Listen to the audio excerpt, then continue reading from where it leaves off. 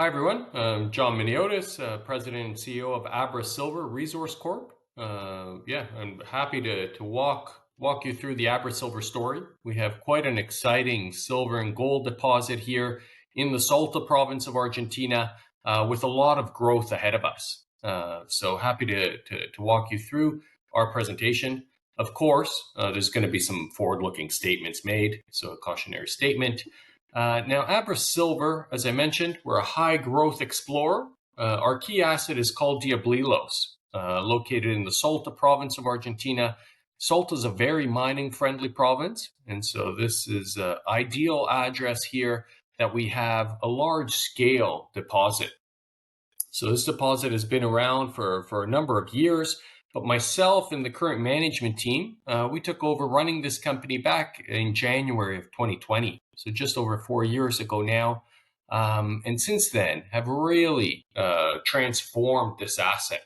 So we've literally doubled the size of the deposit here. And in fact, just in November, we announced an updated resource estimate. So a few months ago, we announced the latest resource estimate, which incorporates all of the drilling we've done up till now.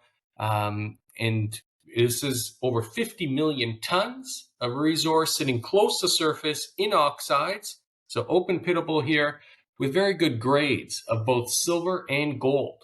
And so we're sitting with about 150 million ounces roughly of silver and 1.4 million ounces of gold. That's entirely in the measured and indicated category. So we're not including inferred resources here, which is additional on top of that. So where we stand is over 250 million ounces of silver equivalent. And that's entirely precious metals. So this is in oxide, straightforward to mine, straightforward to process. This would be an agitated leaching process with very good recoveries. And what's important is we've not only grown the size of this deposit, but we've significantly improved the grade. So we'll talk about the exploration potential here going forward. But when you look at the results we've achieved, we've now found a high-grade extension to the main deposit, which sits just to the southwest of that main deposit. This has much higher grades. So you can see here, the Jack deposit has over 5 million tons with grades of over 200 grams of silver. And again, this is open pitable in oxides. So very, very high margin resource here that we expect to be economic in really any foreseeable commodity price environment as we look forward. Now, what's important is that now that we have the drilling, now that we've expanded the resource here, is that we're working very hard to finalize a pre-feasibility study. And that's expected very shortly within the current quarter. Hopefully within just a few weeks from now, we should be on track to announce that pre-feasibility study. And we expect very compelling economics from this project.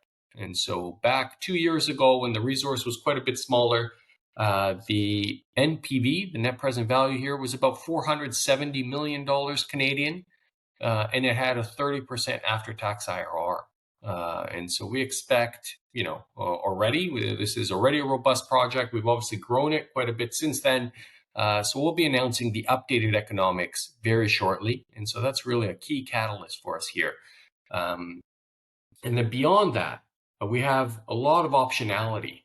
So again, we think this project's already robust. You can either move it straight to the bankable feasibility study stage, get this permitted, and then ready for a construction decision, or you can continue to explore, continue to grow this. And I'll talk from a high level on the numerous exploration upside targets here that we've already identified.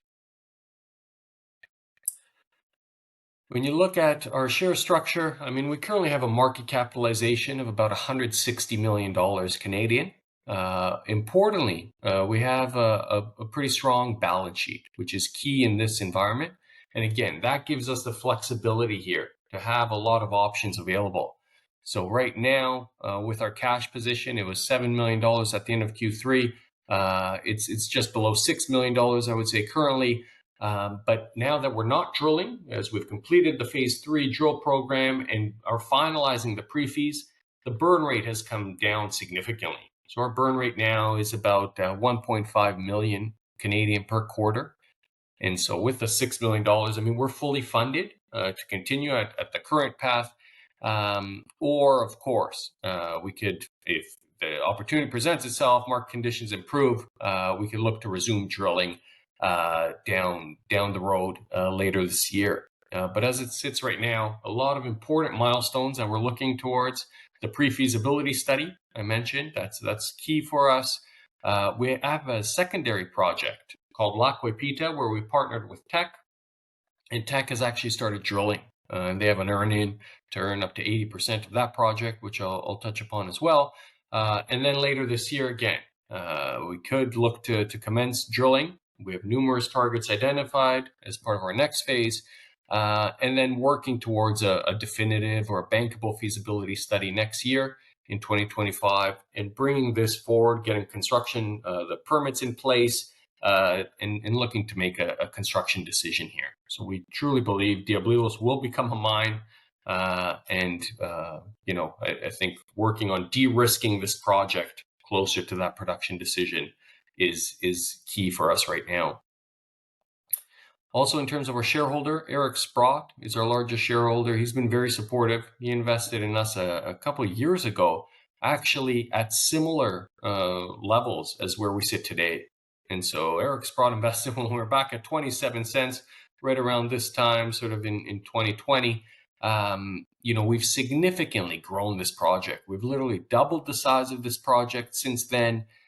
We've picked up a second asset called La Coipita. We've partnered with Teck. They're drilling that now. And so we've added an immense amount of value in the ground here over the last few years. But just given the overall market conditions, that's not being reflected in the current share price. And so like many of our peers, we feel we're tremendously undervalued at the moment.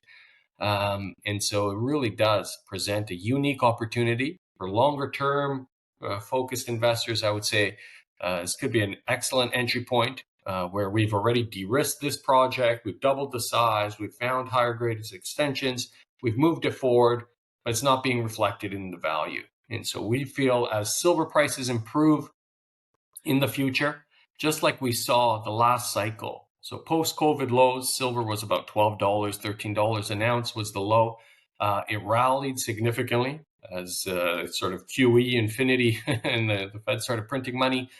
Silver topped out at about $28, and gold's was just over 1,800. We had over 300 million Canadian market cap at that time. Right now, gold price is sitting quite a bit higher than those levels. Silver price is a bit below. But yeah, again, we've doubled the size of this project. So clearly the project's worth more now. But the market cap is half of what it was at the peak. And so again, these are the types of opportunities when you have these cyclical industries. And it certainly feels like we're near a low here. Hopefully we're at a low.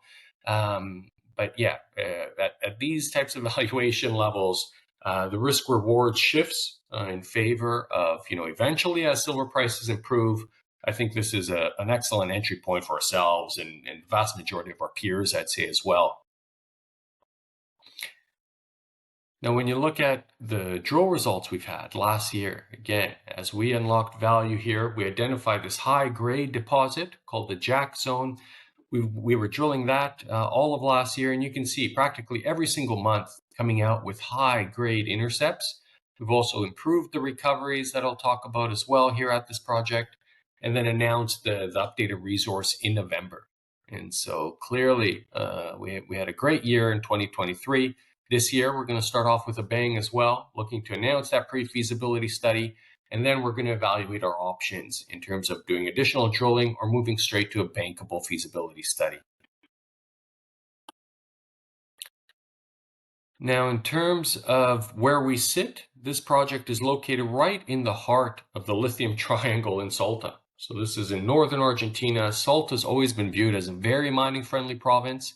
When you look at the Fraser Institute, they come out with rankings on an annual basis. I mean, Salta was previously ranked, this was from a few years ago, but they were ranked number 1 overall in all of Latin America as the most attractive jurisdiction for all of Latin America. and it's typically in the top 5 or top 6 rankings. So Salta is always ranked very highly. You can see there's a ton of lithium projects here in the area, but importantly, there's also gold and silver. So when you look at where we're located, you can see this purple triangle here. That's our Diablillos project. We're actually encircled by 4 large-scale lithium projects currently being constructed. And so there are billions of dollars of infrastructure in the region. They've upgraded the highways. There's new airstrips that we can use, courtesy of our neighbors here. There's a natural gas pipeline. There's a second natural gas pipeline being built here. And so, this is certainly a mining jurisdiction. And then importantly, beyond lithium, you can see there's a few operating mines as well. I'd say the most relevant to us is Fortuna Silver, which has a gold Heapleach operation. This is open pittable in oxides, just similar to our deposit. This is the Lindero project, which was built about 3 years ago now, and that's been operating nicely. And so there's operating gold mines in the region, and then there's larger scale projects as well. First Quantum has a mega sort of Taka copper project here that's a porphyry. And you can see lots of majors are in the province. So Barrick, Anglo, First Quantum, etc. So this is a very, very attractive jurisdiction. And then I'm happy to talk about Argentina from a macro level on the federal side has significantly improved. And so as many of you I'm sure are aware, Javier Milei has taken over as the president of the country a few months ago now. So that was back in December. And his mandate is to aggressively deregulate the economy. So essentially remove sort of government role here, lower corporate taxes, reduce export duties. All of these things would be very, very beneficial towards mining in general. Obviously, oil and gas could benefit as well. I mean, he's really looking to welcome foreign direct investment and introducing a number of incentives that could significantly enhance the economics here. And so that could be a key benefit, something that we're keeping an eye on here. But I think Diablillos is going to move forward regardless, given the grades and the scale that we have. This is what our project looks like at site. If you drive to site, we're about 4,200 meters elevation, so it's a quite high elevation. But this is a dry, desert-like environment. So very little snowfall here, so no issues from a drilling perspective, even from eventually an operating perspective. Of course, I mean, we drill 12 months a year here, so it's not like you ever get snowed in. So drilling goes on 24/7 essentially when the drills are running. And again, as you can see from this photo, this is ideal for open pit mining. I mean, there's no alternative land use here. This is high up. The nearest village is like a 2-hour drive from here. It's a small community that's there specifically for mining. They're very supportive of our project and all the lithium projects around us. And then the Salta provincial government, again, has a fast track approach to permitting. And so we think permits could be received here for an open pit operation as early as, I'd say, 18 months from now. So in mid-2025, this could be permitted. And then, of course, once we have a bankable feasibility study and sort of a project financing in place, this could theoretically have a construction decision as early as early 2026, so less than 2 years from now. Now, this is a 3D sort of visualization of what this will look like down the road after it's sort of been mined out. You can see this main deposit.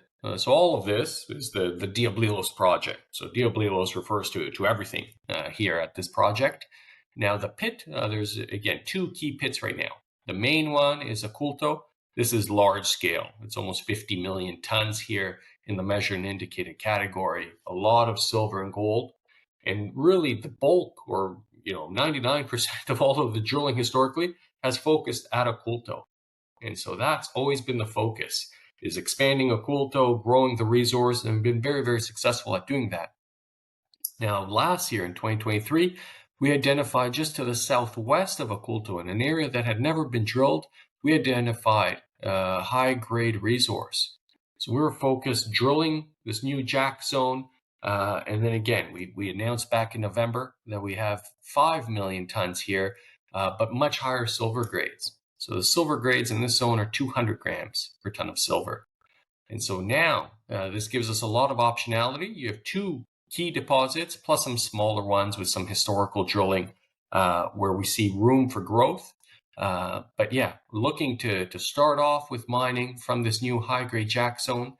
This would feed a plant of about 9,000 tons per day. So this is a nice large-scale operation here, open pitable. So you'd have high values of silver production, gold production here. And the mine life would be roughly 15 years or so. So again, we'll have a lot more details when we announce the pre-feasibility study in a few weeks. Obviously, I can't talk too much about any of the economic parameters right now. But yeah, I'd say, this is a large-scale project with very good grades, close to surface, open pitable. And what's key is that there's still a number of exploration targets outside of Oculto where we can continue to define resources. Now, when you look at our exploration track record, again, myself, the current management team, we took over running this company about 4 years ago now.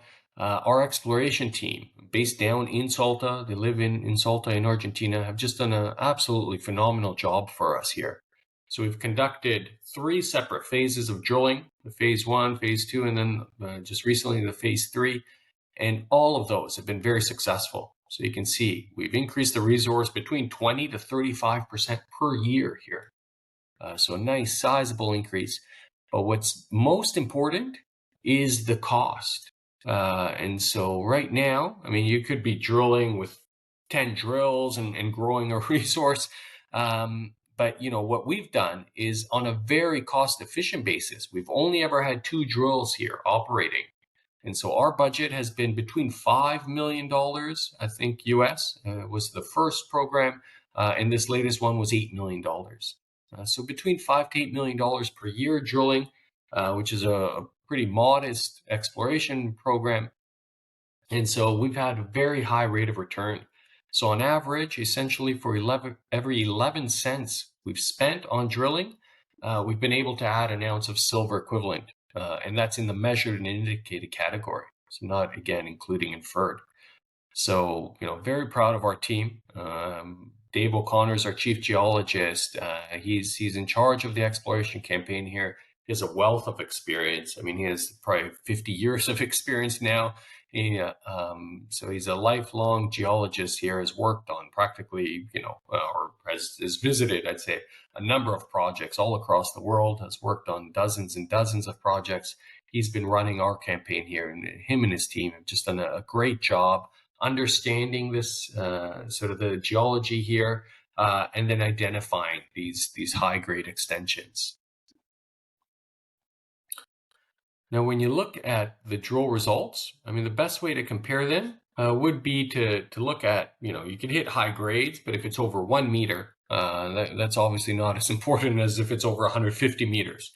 And so what you do is you take the thickness or the interval and you multiply that by the grade. And that gives you a sort of a grade thickness metric here. And so when you rank all primary silver assets across the world, and whether they're producing, held by majors or held by juniors, I mean, we haven't filtered at all for that. We've just looked at every primary silver project or asset or producing mine in the world globally, and look at the best intercepts on a grade thickness basis over the last 3 years. And these are the top results that we get. These are the top 13. You can see we've had 6 of the top 13 best intercepts. And so we've hit high grades here. But what's important is that we're hitting high grades near surface and over significant widths.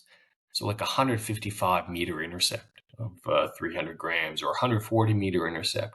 I mean, so you're getting these broad intervals. And again, that makes mining much more efficient.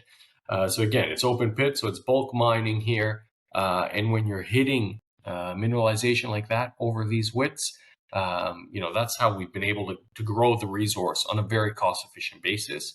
And that's going to help, of course, with the economics here.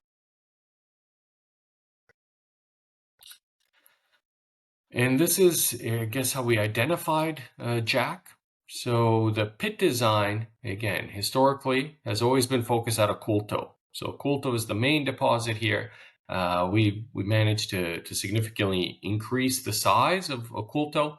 But then last year, or actually in 2022, is when we ran a sort of a geophysical survey across the broader property.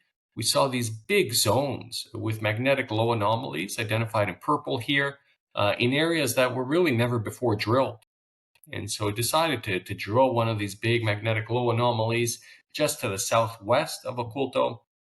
And that's how we discovered Jack. So that was the very first hole that we drilled now, probably about 18 months ago. That hit, I think, over 300 grams of silver over 30 plus meters. So an excellent discovery hole.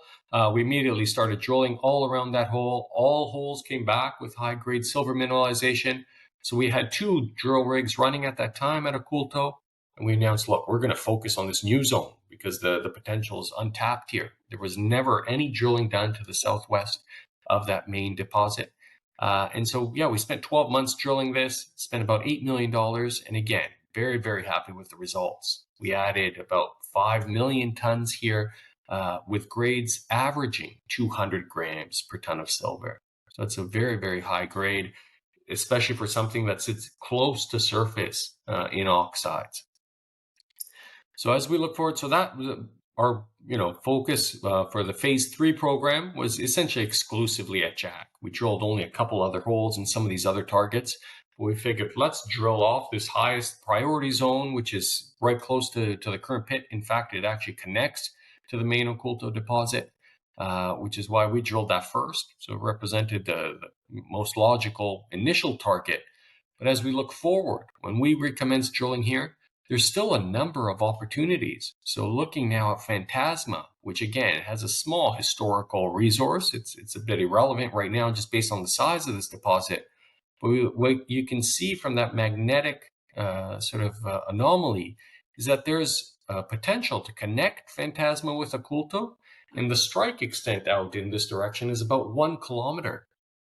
So it represents a very sizable target here. Again, that's had very little drilling. We only drilled 2 holes here in between Phantasma and Oculto. They both came back with silver mineralization, so clearly warrants additional drilling here. So that's one target. That's between Phantasma and Oculto.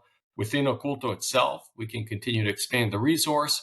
And then there's other targets here. Jack, of course, we don't believe we've defined the limits yet of Jack.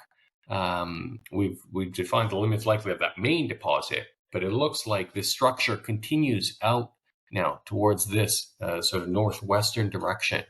And so again, when you look at it's easier to visualize it on this map here, we can see that Jack still has opportunity to grow. So we'd look to essentially connect Jack with this alpaca target here.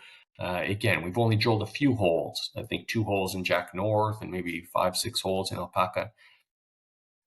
Very promising, all of those results that we received.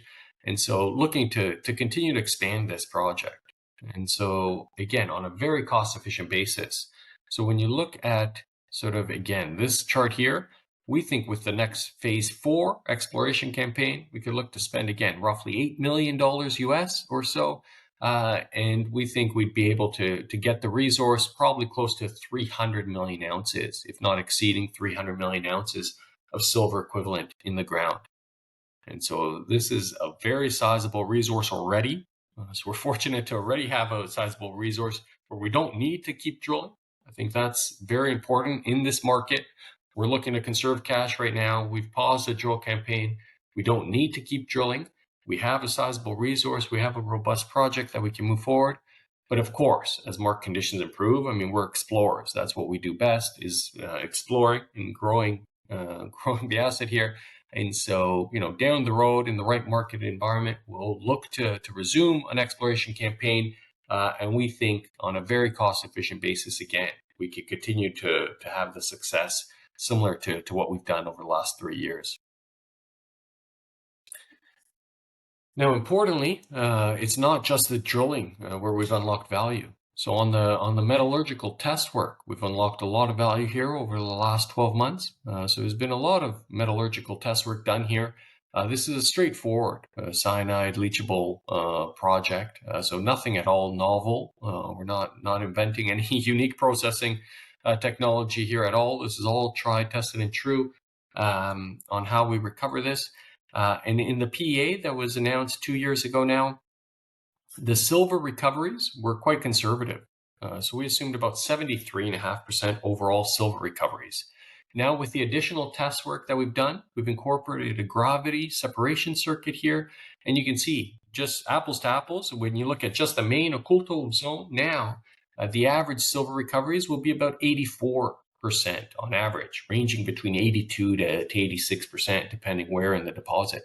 So on average, 84, 85% silver, a big increase versus 73, 74% previously.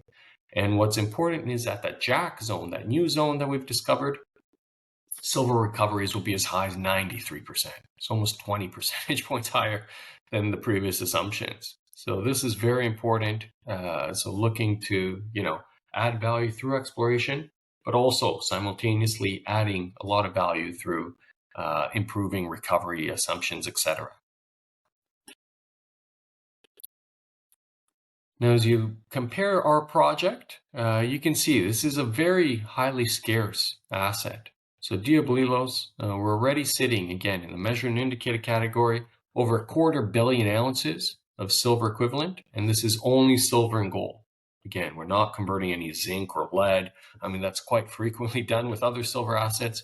This is silver and gold, 100% precious metals, and entirely in oxides. So we're not producing concentrates here or anything like that. So large scale project, and you can see how this would fit into any silver mid-tier producer out there. So we've listed about a dozen or so silver mid-tier. These are all producing companies. So between First Majestic, Endeavour, Fortuna, etc.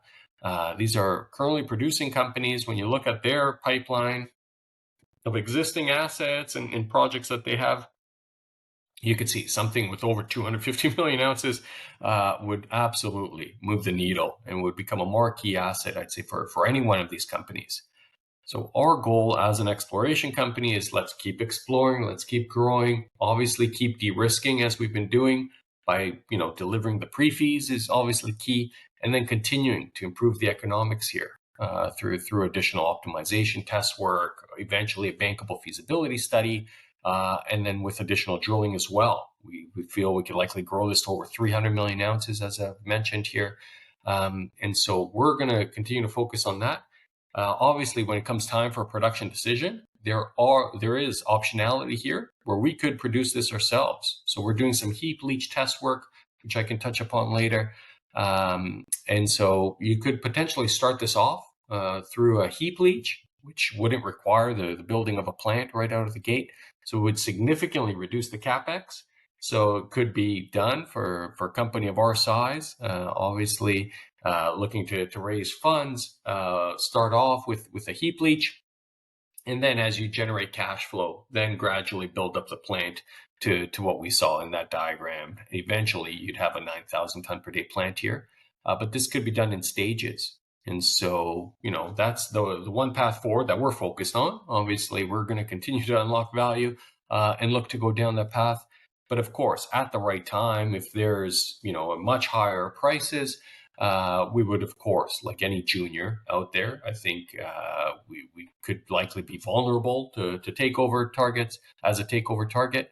But yeah, our goal is to maximize value for shareholders. So of course, in this environment, we're not at all sellers. In fact, we're looking to buy. So I think we'd be buying assets before considering selling. This is a buyer's market for sure. For those that can find undervalued opportunities, we've been busy looking for those. But yeah, as the cycle turns down the road, we could look to either sell this or build it ourselves. So lots of optionalities. When you look at this from a gold equivalent standpoint, this is very important. So most silver assets, primary silver assets, are underground, they're deep, they're in sulfides, so not really comparable to what we have at Diablillos. This is gold in oxides close to surface. So I think that the best comparison for similar projects or similar assets to what we have would be to look at the gold side of things. And we have about 40% of our economics are gold, 60% silver, 40% gold. But there's a lot of gold open pittable oxide projects out there. And you can see here, this is a list. There's a number of development projects that are shown sort of in blue here. And then these other ones are already operating. So where you want to be, of course, on a chart like this, when you're looking at size and grade, is you want to be up towards the right-hand side of the scale here. And we're very proud of the results we've done. So with the last resource estimate, with the incorporation of Jack, we've not only grown the size of this quite significantly, we're now north of 3.2 million ounces of gold. So it puts us in a very unique class with only 4 other assets that we found in Latin America, over 3 million ounces of gold. But importantly, this has the highest grades of any of those assets. And so we're consistently looking to not only grow the size of this resource, but improve the grade profile. And, we're very happy with where this sits already. But again, with those other targets, we feel this can continue to grow and grow at higher grades. So that was a quick summary of our main project. That was Diablillos. Diablillos, of course, is the crown jewel that we have within the company. But now we also have a second project, which is very, very exciting. So this is a second project. This is located in the San Juan province of Argentina, down south. And this is considered right now to be the most promising copper belt in the world. So this sits on the Argentinian-Chilean border. To the north, you have Filo del Sol, you have Jose Maria, which Lundin Mining is building right now. Of course, Pascua-Lama. I mean, phenomenal, world-class deposits sitting towards the northern part of San Juan. And then in the south, our closest neighbor is McEwen Mining with Los Azules. That's very active. They have dozens of drills going right now. Already a large deposit there that's moving forward. And so a few years ago, we were looking for opportunities to grow, just like we are now, and found that we could consolidate a large land package here, right in the heart of this belt. So a great opportunity that our geologists identified. We consolidated a huge region here, so about 70,000 hectares of concessions, which is about 700 square kilometers. So huge land package. We consolidated that a few years ago and said, look, this could host, 1 billion ton plus copper porphyry here, just like there's dozens up and down this coast. And so, yeah, we looked, consolidated that. We drilled only a few deep holes. So again, this is very expensive drilling. You're looking for a large scale copper porphyry that would be, transformational for any junior company out there. We drilled deep holes, 2 holes north of or deeper than 1 kilometer each. What's great is both of those hit copper intercepts. So one hole hits 700 meters of continuous copper. So phenomenal length there of mineralization. And then the most recent hole hit 225 meters, again, of continuous copper mineralization. Now the grades were 0.4% copper equivalent and 0.2% copper equivalent. And so a bit below what we would have liked for sure. I mean, when you look at the grades of most of these copper porphyries here, you're looking at 0.5, 0.55% copper equivalent. And so with 0.4, it's certainly on the lower end of the scale. But again, it's only 2 holes, and this is a massive land package here. So we said, look, given the circumstance right now, we can't afford to keep drilling here. I mean, each hole cost us about $1 million. So it's deep drilling, it's expensive. We just don't have the resources. So we made a decision, let's bring in a partner. We're very happy that we recently announced Teck Resources, Canada's largest diversified miner, came in. They were interested in this, given the potential here. So we signed an option agreement with them. We announced that back in January, so about a month ago. So for Teck now, they'll be funding the next $20 million of drilling. And on top of that, they'll pay us $3 million, $500,000 of which has already been paid. And then they'll make all the option payments to the original vendors. So over $6 million of option payments to be paid. Those will be paid exclusively by Teck. So overall, they're going to be spending essentially $30 million US to earn an 80% interest in this project here. That's, of course, at their option. But we would be left with a minority 20% interest, which we could then monetize, of course, or we could fund our 20% and have interest in hopefully a major copper porphyry here to be discovered. So what's exciting is we just announced today, actually, Teck has now commenced drilling already. They've moved very, very quickly. It's great to see that from our partner. We announced this deal in January. In just a few weeks, they've already started drilling with 2 drill rigs here. So they're being very aggressive here, which is excellent. And they're drilling this first target. This is the main La Cuepita target. This is where we had drilled. So they'll be drilling 2 current holes at this main La Cuepita target. And then, of course, I mean, they could follow up with additional drilling there, or they could look to drill some of these other targets that have been identified across this large land package here. So a lot of upside here. And what's great for us, especially in this market, is this represents essentially a free option. I mean, we're not getting any value whatsoever in our current share price. And we don't have to pay anything here. In fact, we're receiving money. And obviously, this is in very, very capable hands with Teck now drilling this out. So, we're working closely with Teck. We have an excellent partnership with them. They're doing a great job already right out of the gate, which is nice to see. More news flow, obviously, in the months ahead as we get back results from this. We'll be announcing those. And we're hoping, of course, to make a major discovery, a large-scale porphyry, and then we'd have a significant interest in that. So that's really it from a high level. Look, I think when you look at the track record here, again, I think our exploration team, Dave O'Connor, his team at site have just done a great job consistently growing this resource year over year over year. Now where we sit is we have this pre-feasibility study ahead of us. That's a key catalyst here that's going to help quantify the economics. We have a number of exploration targets ahead of us to continue to grow this project further. And then looking to complete a bankable feasibility study, receive the construction permits here. We'd be submitting the EIA permits later this year after the pre-feasibility study is complete. We'll be submitting the EIA permits. We expect those could be in place by as early as mid-2025. And then, this could be a construction-ready project. And again, what's nice is we have lots of optionality. We could build this ourselves. You could start off with a Heapleach, which is much more or much less CapEx intensive. And so there's a path forward here to really unlock value for our shareholders. Let's just start off. I mean, kind of hearing a bit more about your career and your background. Could you outline, your career prior to joining this company and acquiring the assets? Sure. So I've been in the mining industry my entire career, which is about 20 years now. And so I'm a finance major, graduated from the University of Toronto in Canada. So really a business background. And my entire career now has been spent in the mining industry. My first job right out of university was at Barrick. Barrick Gold, of course, one of the world's largest gold producers, headquartered in Toronto. They hired me in their corporate development department.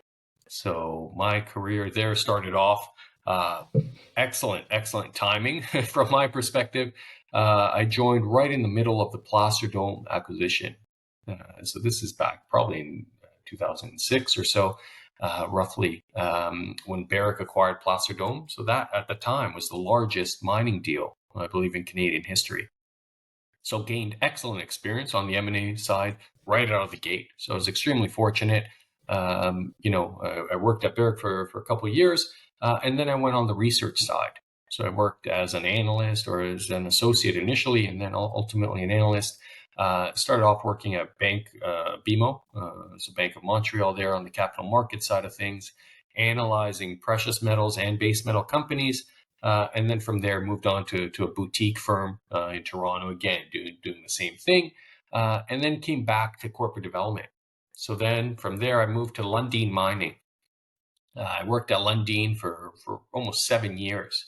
And again, in charge of corporate development and in charge of investor relations. And so really, again, was very fortunate that I was at Lundin at a time when they were specifically looking to grow aggressively. So I worked on the Candelaria transaction. That was, a very, excellent transaction for all companies involved. We acquired that from Freeport. So that really helped transform Lundin Mining. So I was there for that transformational acquisition and a number of other ones as well. We did a deal with Rio Tinto, etc. So really helped Lundin grow significantly during my time there.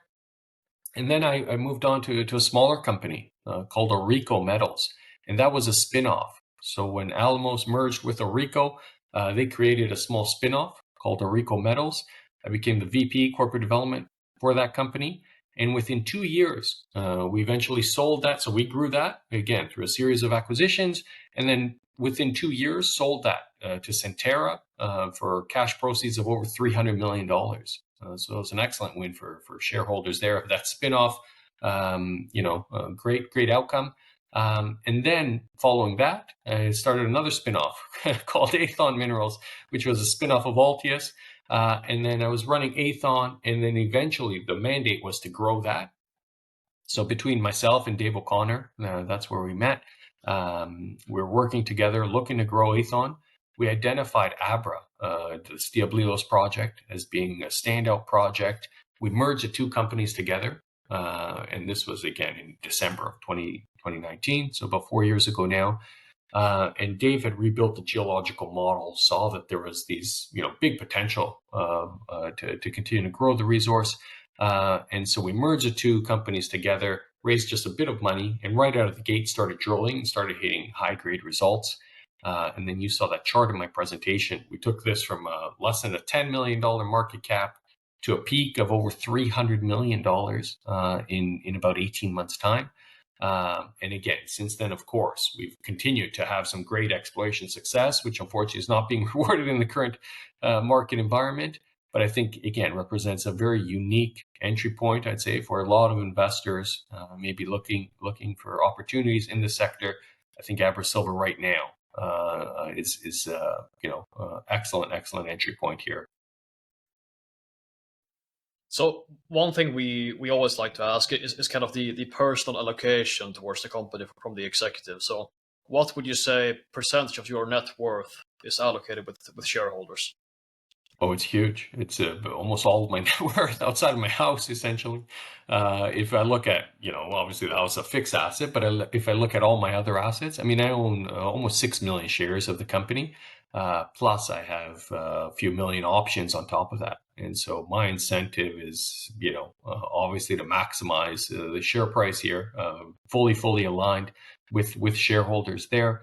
And so, 90% plus of my net worth, I'd say, would be directly tied to ABRA. So a lot of skin in the game here. And again, obviously, same with Dave O'Connor, our chief geologist. We took him out of retirement to join the company. I think we, in terms of compensation, a lot of our compensation comes in terms of options, and a lot of those options are priced significantly higher than the current share price. And so it's a win-win, I think, for shareholders. I think aligning management with an incentive to generate much higher share returns. And so we're very much aligned. I'm running this day to day as a shareholder first and foremost, rather than as an executive. And so really the only goal is how do we maximize shareholder value here over the long run.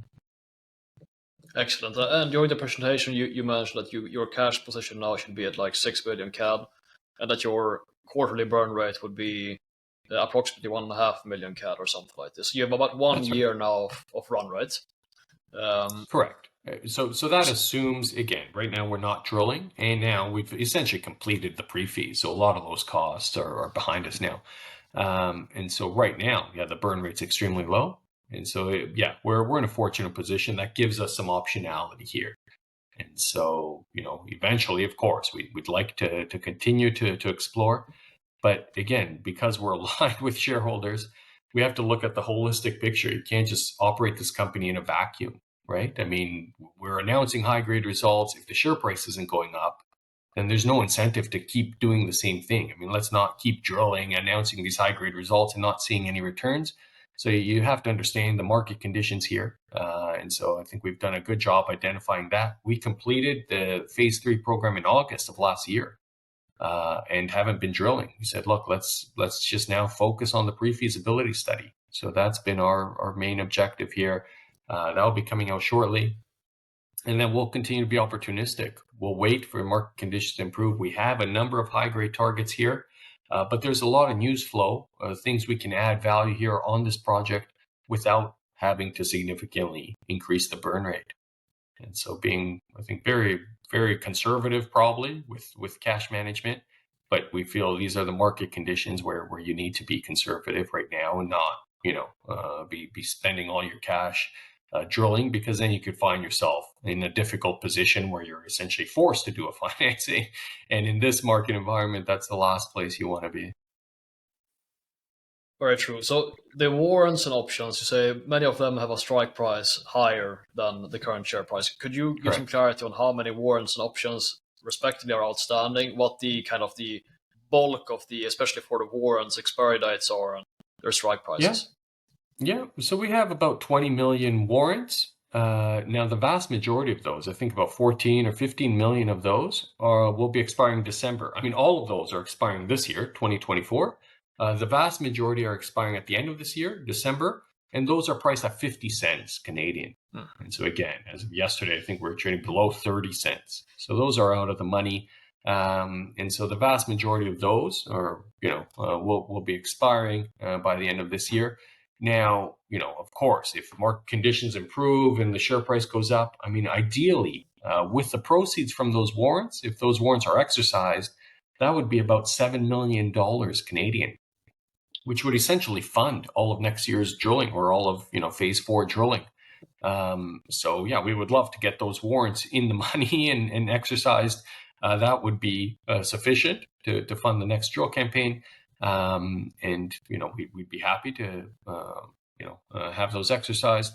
But yeah, again, if those expire, then that's fine as well. And so we have a few other warrants. I think some that are expiring in April coming up, but it's small amounts. It's maybe 5-6 million warrants. Those were at 10 cents, so it's bringing in maybe $500,000. And then some other warrants at 37 cents, which again could expire, and those are probably in June. So not much in terms of in the money warrants. It's a very small amount right now, expiring in April. We don't see any warrant overhang or anything like that whatsoever. The bulk of the warrants are priced at 50 cents, and we would very much welcome getting those proceeds in the door later this year. Same with options. I mean, there we grant options to management, insiders, directors, of course. And so those are priced, I think the average strike price is about 25 cents, but a lot of those recently have been priced at 37 cents, 35 cents. So again, are in the money and expiring between now and, 4 years from now, essentially. So nothing significant, I'd say, on the horizon in terms of options. I mean, those come in gradually, and those are always held by insiders. So when I exercise my options, I've never sold any shares. So, I fund that out of my pocket and then hold on to the shares. So it's, could bring in some additional proceeds, which is nice. But yeah, no overhang, which is obviously important. Who holds the bulk of the warrants? The warrants? So those were from the financing that we did 2 years ago. So in December 2022, we did a financing. That was a bought deal that we did with 8 Capital. And so it was entirely institutional investors. So the institutional investors, we raised $10 million Canadian. And then we gave a half warrant priced at 50 cents. And again, that's expiring in December of this year. So it's held between, I'd say, 7 or 8 or so sort of institutional investors. Are all of them still shareholders? Yeah, I'm not sure. It's really hard to tell. I mean, because they don't report their holdings. I mean, I assume they are. I mean, I still have regular calls with them, and they're always looking for updates. But none of them report their holdings. So until you have sort of a 9%, 9.9 or higher percent ownership in the company, they're not required to report their holdings. So yeah, no, I'd say we're on good terms with them. I mean, they regularly receive updates, but yeah, we've had such high volume that I have no idea who's still a shareholder, who's not. It's hard to tell on a day-to-day basis. Okay, so I guess let's kind of address because I suspect that a big part of the overhang now, looking at the share price, must be the fear of a raise probably, and we see this quite a bit. But let's just talk about that. So you're now saying that you're not going to initiate phase 4 drilling, H1 this year. That might happen, but it's certainly not the base case right now. It really depends. Again, we're being opportunistic. So we've being conservative with the cash we have for a reason, to give us that optionality. And so, we don't set a specific date. Like, it really depends on market conditions. So market conditions need to improve. Our share price needs to re-rate, and then we could evaluate the alternatives. And so we go to the board on a regular basis and assess the situation. And so at current prices, there's no incentive to raise money and drill. I mean, why? If we're not getting rewarded for that, then let's stop diluting here and let's just move forward this project. So I mentioned the optionality we have here puts us in a unique perspective, I'd say, because we could just continue to advance this toward a bankable feasibility study. We could submit the permits. We can do all that work to de-risk the existing resource that we have and start getting value for that resource. So we can move this project essentially towards a construction decision. And the cash needed for that, for a bankable feasibility study, from where we're at now, would be $2 to $3 million. So it's not a huge amount of cash there. And that would be spread out over 12 months or so. So yeah, we're in a fortunate position. I think right now, again, every company out there should be evaluating their situation by incorporating the market conditions that we're in. Obviously, it's been a tough market for all juniors for the last 2 years here. We're hoping that changes in the very near term. And then, we'd love to be drilling sort of in first half of 2024. But we're not going to be forced into doing anything that could harm shareholder value here. And obviously, I mean, the big tell will be the reaction to the PFS, and we'll discuss kind of the preliminary details of that as best we can. And I get back with an update after it's released shortly here. But that should be a flattering update since the PEA, for obvious reasons, right? But it sounds like, I mean, obviously you have kind of a critical path. The critical path does not have to include further drilling to kind of add higher grade tons to pull into the front end of the production for the plant outlined in the DFS. But are you willing to delay the DFS to kind of wait and see, or do you have kind of an idea in mind where you'll see what the market does in the next 6 months? Then you'll know, are we going to drill more to include it in the DFS, or are we not? What's your thinking on that? Because that's a trade-off, right? Exactly. And you just described exactly sort of our approach there. And so, again, it's going to be fluid. It's going to depend on market conditions. So we're continuously monitoring the situation. And so obviously right now, the key is let's deliver the pre-fees. Let's, continue to evaluate things. And then I think the next approach is on that Heapleach. So I think we have already decided that we're going to evaluate the Heapleach material, which could convert a lot of what's going to be considered as waste as part of the pre-fees, because we don't have yet the metallurgical test work completed on that. We have to treat a lot of that material as waste, or all of that material as waste. But this waste includes, 0.2, 0.3 grams of gold sitting right at surface above the main occulto deposit. So we're going to conduct that test work immediately following the pre-feasibility study. That's going to be the immediate focus is on finalizing the test work from this heap leach, which is going to help reduce the strip ratio and is essentially going to provide us a path on, look, if we're looking to build this on our own, it's unlikely we would have $300-400 million to spend on CapEx up front. So you're not going to build a 9,000 ton per day plant right out of the gate as a junior. But what you could do is start off with producing through a heap leach, and then that's much lower CapEx, and you're essentially pre-stripping that main deposit. And so that's something we're going to focus on right out of the gate, following the pre-feasibility study. And then after that, then we can assess, does it make sense to go straight into the now bankable feasibility, or does it make sense to do additional drilling, grow the resource further, and then announce a bankable feasibility study after another year's worth of drilling? So all options are on the table. So, and we'll get back to kind of talk about approximately what a heap leach kind of front-running scenario would look like. But how would you showcase that work you're doing to the market? Will that be included into a DFS then, or would it be a separate study kind of released on a heap leach, like a PEA released on the heap leach scenario? Yeah. What's your approach there? Yeah. So the pre-feas, to be clear, is not going to include anything on the heap leach. We're going to treat all that as waste. So the pre-feas has no heap leaching. Now we're going to do additional sort of internal desktop studies on the heap leach. If that adds quite a bit of value, then you have to incorporate that into the base case plan. So you can either announce if you wanted another pre-feasibility study that includes the heap leach, and so you take the current pre-feas study, you add the heap leach, and you announce an updated pre-feasibility study, or you can just announce a bankable feasibility study. So then you do additional detailed engineering, take everything to a bankable feasibility study level.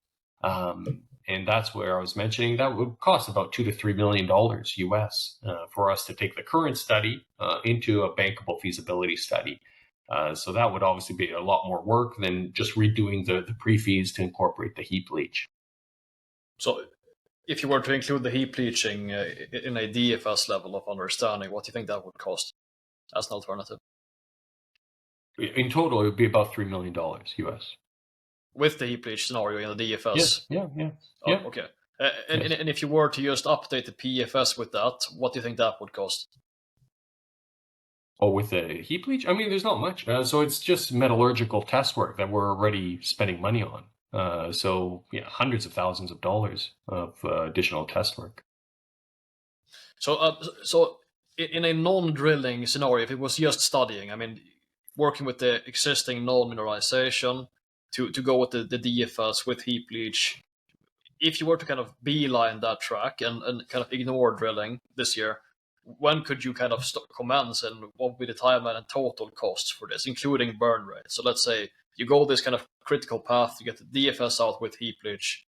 When will you have that done, and what will it cost, including G&A, to get to that point, do you think, from now? Yeah, for the DFS, for the bankable feasibility? Yeah, that would take 12 months from the date of completing the pre-fees. Within 12 months, we could complete the bankable fees. So the current burn rate, again, say 1.5 million per quarter Canadian, you add on an extra 3 million US over the next 12 months on top of that, and that would essentially cover everything. Okay. And then obviously people can do the simple math. You would need to raise to get that done. So there is a raise coming up even in a non-drilling scenario. If you were to drill... It'd be much smaller. Yeah, just like any explorer. I mean, we don't have revenue, so the only way to finance a company going forward, I mean, yeah, of course, there's going to be raises, just like every explorer. Yeah, that's... I mean, we're doing obviously everything we can to make sure that we're not in a scenario where we're forced to raise anywhere near current levels. But I mean, so kind of, does it really make sense to go with that fast track for the DFS? I mean, if you were to consider a 5 to a maximum $10 million exploration program, I'll speak with David soon, so we'll see. But it sounds like you could probably add significant tonnage with higher than deposit average grades there that will enhance the kind of first 3-4 years of the mine life, right? And significantly probably improve payback. That's not a big bill to pay. So if you decide to raise, I mean, raising like 5 million CAD to get the study out, I mean, why not raise an extra 5-6 million at that point and do that drilling, and then you actually defer the costs for the DFS a bit further out. It seems to me that, I mean, even at your slightly depressed valuations, it's still a sub 10% dilution event, and it gets you there, right? So why would you be so opposed to trying to do that? No, that's on the table. Look, I'm not saying we're not going to raise. I mean, we're valuing, and it's a fluid situation. It depends on the share price. It depends on, interest as well. And so, we're evaluating lots of options. I mean, we are obviously even looking at strategic. Maybe a strategic wants to invest up to, say, a 5% stake in us, or even up to a 9.9% stake. And those strategic investments are normally done at premiums to the current share price rather than at discounts. And so, everything's on the table. Look, we're evaluating operation. It's a fluid situation. There's lots of variables. It depends on market conditions, first and foremost. It depends on our share price. And then, I mean, the targets are there. And so we're going to eventually drill those targets. I think it'd be horrible if we didn't for our shareholders, because we can continue to add a lot of value, just like we did over those last few years.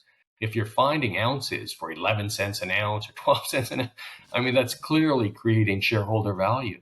And so as an explorer, that's our key mandate, is let's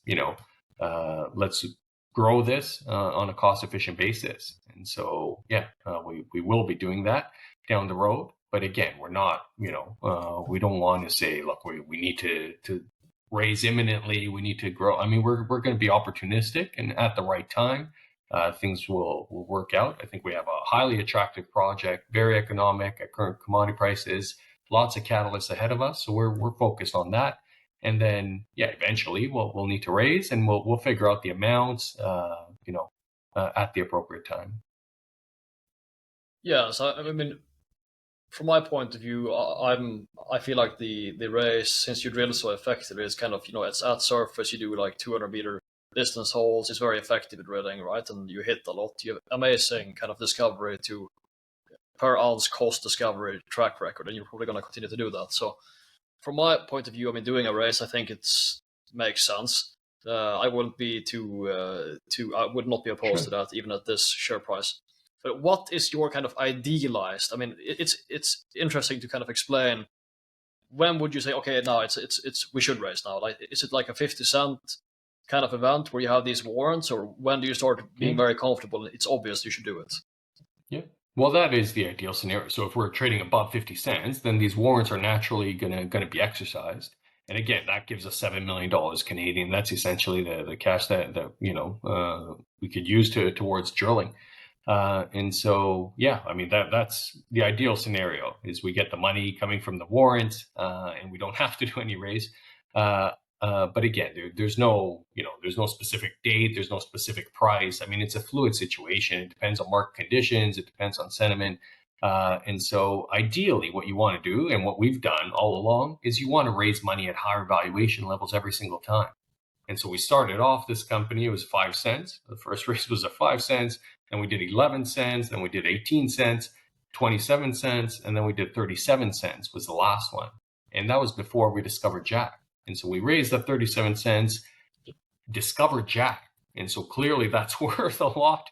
So we think we're worth a lot more than the current share price currently. And that's why we're being conservative. We don't want to raise below 37 cents. But again, I mean, evaluating all the options, and then, we'll assess depending on, some things are obviously out of your control. And so we're doing our best to add value as much as we can. Obviously, as market conditions improve, we think that the share price has a lot of upside ahead of it. So we don't want to dilute current levels.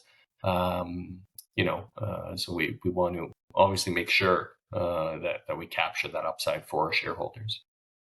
So, kind of part of this conversation, when I ask about the idealized scenario, is also, let's say you hit, I mean, so kind of extending out from Yak and connecting these areas close to the main pit. If they, continue to be kind of 200 grams per ton type material, like 50% higher than the average on the resource. If you see that kind of continuity and that kind of grade, do you at that point defer if you were to drill, defer doing the DFS. Does that make sense to you? Is there a line in the sand for you in terms of timing, or what's the trade-off from that point of view too? Yeah, we think, look, the next exploration campaign would likely be ideally about 20,000 meters, so similar to the phase 3 program. And so again, that could cost, say, $8 million US. And so, yeah, we think you'd want to complete the exploration campaign, which can be completed in about 10 months or so, similar to what we did last year. And similar to what we've done every year. I mean, every year we've updated the resource. So you drill and then you update the resource around year end. And so last year we were drilling all year, updated the resource in November. This year, well, ideally we would look to do the same. You drill for about 10 months and then you get back the results. And, within 12 months from the start of drilling, you could complete the exploration campaign and announce an updated resource.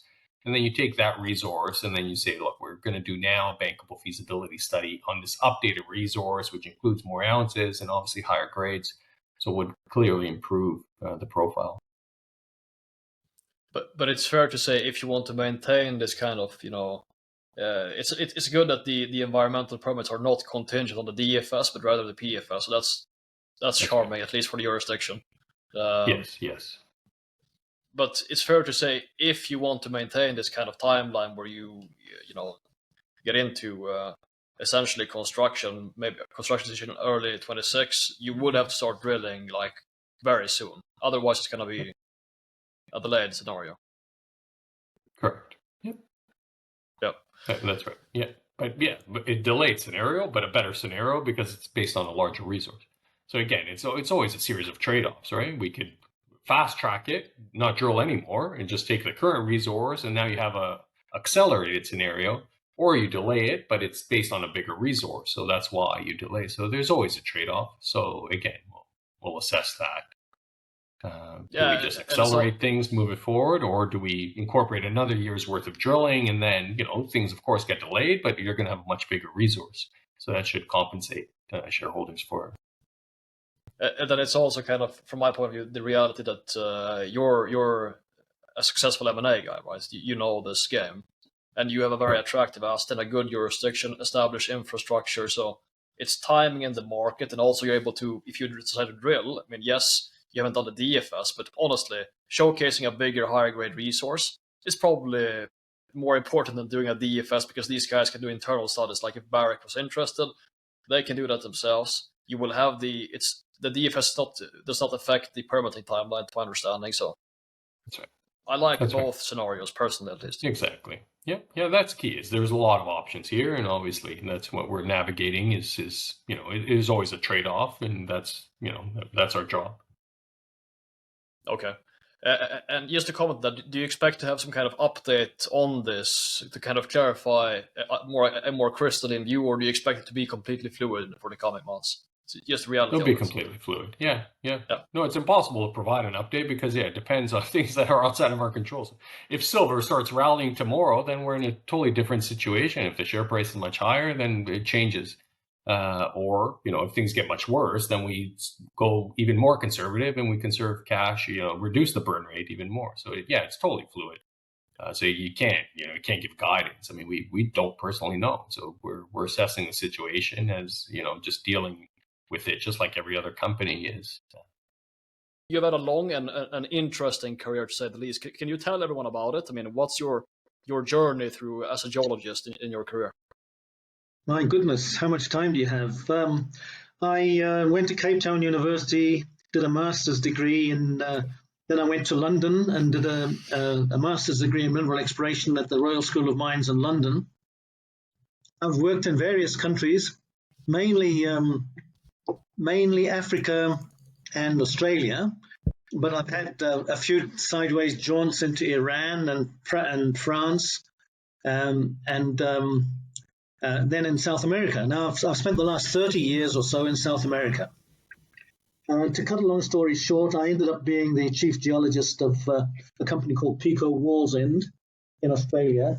And prior to that, I was with Western Mining and was involved in the discovery of Olympic Dam, which you must know about, I guess. Yeah. So those were exciting days until until the project got infested with engineers, and it was better to escape because then the geologist becomes less and less relevant. And I became chief geologist, as I say, of a company called Pico Wallsend. And then I decided to go out on my own and not be a wage slave to the big companies. And I started a junior company and made a little bit of money. Then I wrote a book called Development Opportunities in Lesser Developed Countries. And I sold this off to, I used to work with a company called Robertson Research, and I sold this off to my ex-clients of Robertson Research and companies that I had worked for. And I spent a year traveling around the world collecting information on this book, for this book. And I went to the École des Mines in Paris, for example. I went to the Geological Survey in Nottingham in England. I went to the World Bank in Washington and the United Nations Library in New York, etc. And in Africa, the South African Geological Survey had made a lot of effort collecting geological information from Africa before it degenerated into chaos. So they've got a great library of Africa there. I put all this together in a book, and I called it Development Opportunities in Less Developed Countries. And I had two main scenarios, one of which was African, and the other one which was South American. And I recommended that Peru would be a great place, has great geological potential, great to explore for mineralization. But I went to Peru in 1992, or was it 91? Late 91, and at the time the Sendero Luminoso, the Shining Path, was very active, and it was too dangerous. People were getting killed in the mining industry out in the field. So I shuffled sideways into Bolivia, where at the time the president of Bolivia, a guy called Gonzalo Sanchez de Lozada, had invited the World Bank to help him privatize the government, the Comibol, the national government mining company. So I thought, well, this is a great place to be. If the president is behind privatization, there must be a lot going on there. I went to Bolivia and started a company there with Ross Beatty. I don't know if you know about Ross Beatty, but anyway, we were at school together at the School of Mines in London doing our masters, and I invited him to do the financing on a project, on a company that I started, and together we started two companies. One in Bolivia, and another one which started off in Bolivia but ended up in Brazil. And both of those companies, we got projects to the preliminary economic evaluation stage and sold them off. And then when things got rough in Bolivia, in other words, the country went ethnic, and they decided that they didn't want gringos stealing all their gold, which was their idea. But basically it boiled down to foreign investment was not welcome. And so I went to Chile. I started a company in Chile called Exploratory Resources, and we developed a mine up to the PEA stage called El Espino, which is an iron oxide copper gold mine, similar geology but different scale to Olympic Dam. So there's a belt of iron oxide copper gold deposits up and down Chile in the coastal belt. And I got a hold of one of these. We developed it up into something like 230 million tons of 0.6% copper and 0.2 grams per ton gold, and sold that off to a local Chilean company called Punta del Cobre, or Pu Cobre. And now they're developing it. And then I started another company. So this is boring. But anyway, eventually I joined up with John Miniotis with a company called Athon Minerals, and we merged the company. We spent a year looking around the world for projects of merit that were undervalued, and we came across ABRA and the Diablillos Project, and I liked it very much. And against some resistance from some of the directors, who I won't name, we did the deal, and quite frankly, it's the best deal we've ever done, because we got in at 5 cents. We got control of the company, and we've made a lot of progress in developing the resources, and I guess that's what you want to talk about, basically. Indeed. And also, before we started recording, it's worthwhile mentioning you live in Salta in Argentina, close in driving distance to the project, which I think is worthwhile mentioning. It speaks to your dedication to. To the I mean, they say that the best geologist is the one that's seen the most rocks, and living next to the rocks is a great place to be. Indeed. So let's, I guess, start with floor understanding. So, can you describe Diablillos as kind of from a high level, the geological setting, what kind of model you're using? Touch on the dimensions, how it formed, likely, which direction the deposit is open. Just kind of cover your current understanding and knowledge about the project. The Diablillos project was essentially discovered by the Argentinian government, an organization called Fabricaciones Militares, which discovered it in the 1960s, I think it was, and it's had half a dozen different companies coming and going and having a go at it. But essentially what it boils down to is it's a cluster of porphyries, intrusive porphyries, some of which outcrop, and some of which don't. Now, underneath Oculto itself, Oculto itself, the main deposit, the main deposit that we've been exploring, is a copper porphyry. And we had Dr. Richard Silito come out and have a look at our projects, and he said, yes, it's definitely vertically beneath Oculto, there's a copper porphyry which is feeding the system. He showed us fragments of D-type veining, which is typical of copper porphyries, in the siliceous breccias that we've been exploring, which we actually didn't really recognize until he pointed it out to us. But anyway, there's a copper porphyry down there, which is probably too deep to be of economic interest. When I say too deep, it's probably more than a kilometer below the surface. But emanating upwards from the copper porphyry are a series of very steeply dipping feeder structures. They're structural zones of weakness up which the hydrothermal fluids migrated, and it's a high sulfidation system related to the underlying porphyry. The fluids migrated up these vertically dipping structures. By the way, we reinterpreted the geology in this direction in order for us to explore or predict where the mineralization might be. And that was a big difference between what we've been doing and what was done before. But anyway, we have these vertical structures, semi-vertical structures, up which the mineralizing fluids came. And when they reached permeability horizons, they moved out, the mineralizing fluids moved out laterally along these permeability zones, one of which is at the base of an andesite sequence, which is at a depth of about 200 to 250 meters below the surface. So you have sulfide mineralization spreading out and going up these conduits, and subsequently the whole system was oxidized by meteoric weathering down to a depth of, say, 200 to 300 meters.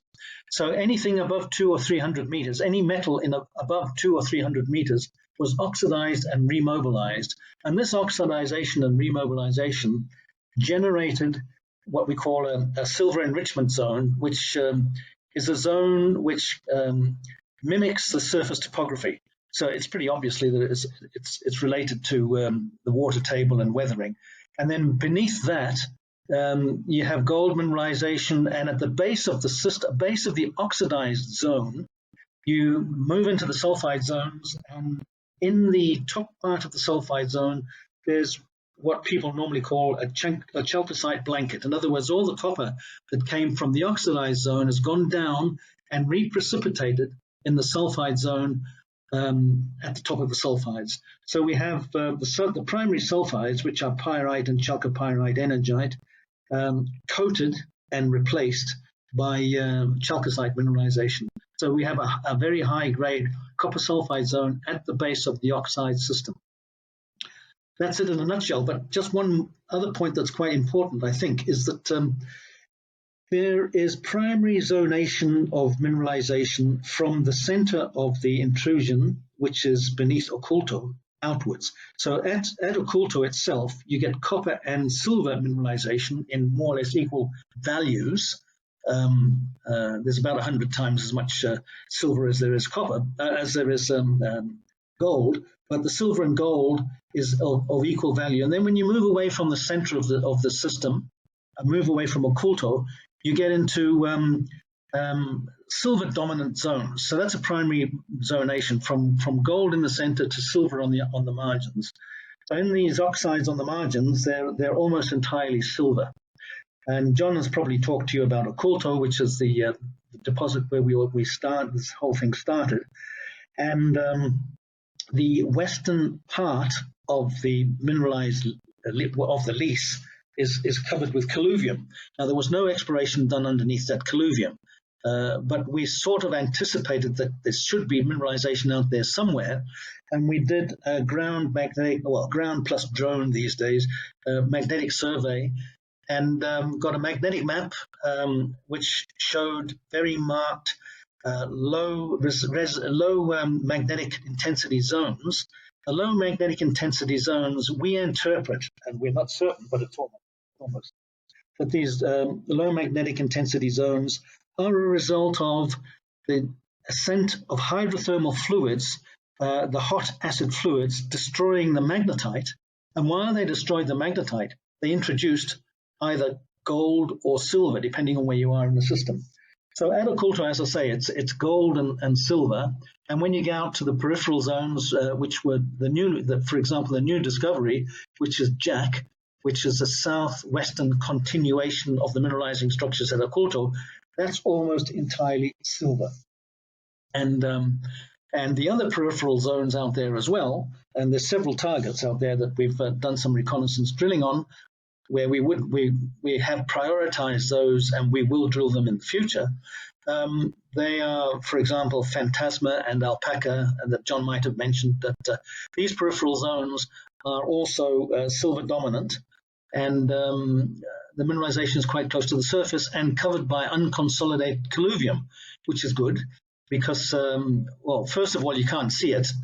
So it wasn't discovered before we turned up and did the magnetics. And then now that we can see through the unconsolidated overburden into the magnetics below, these zones are covered by unconsolidated colluvium or loosely consolidated colluvium, which is very cheap to move out of the way when you're pre-stripping.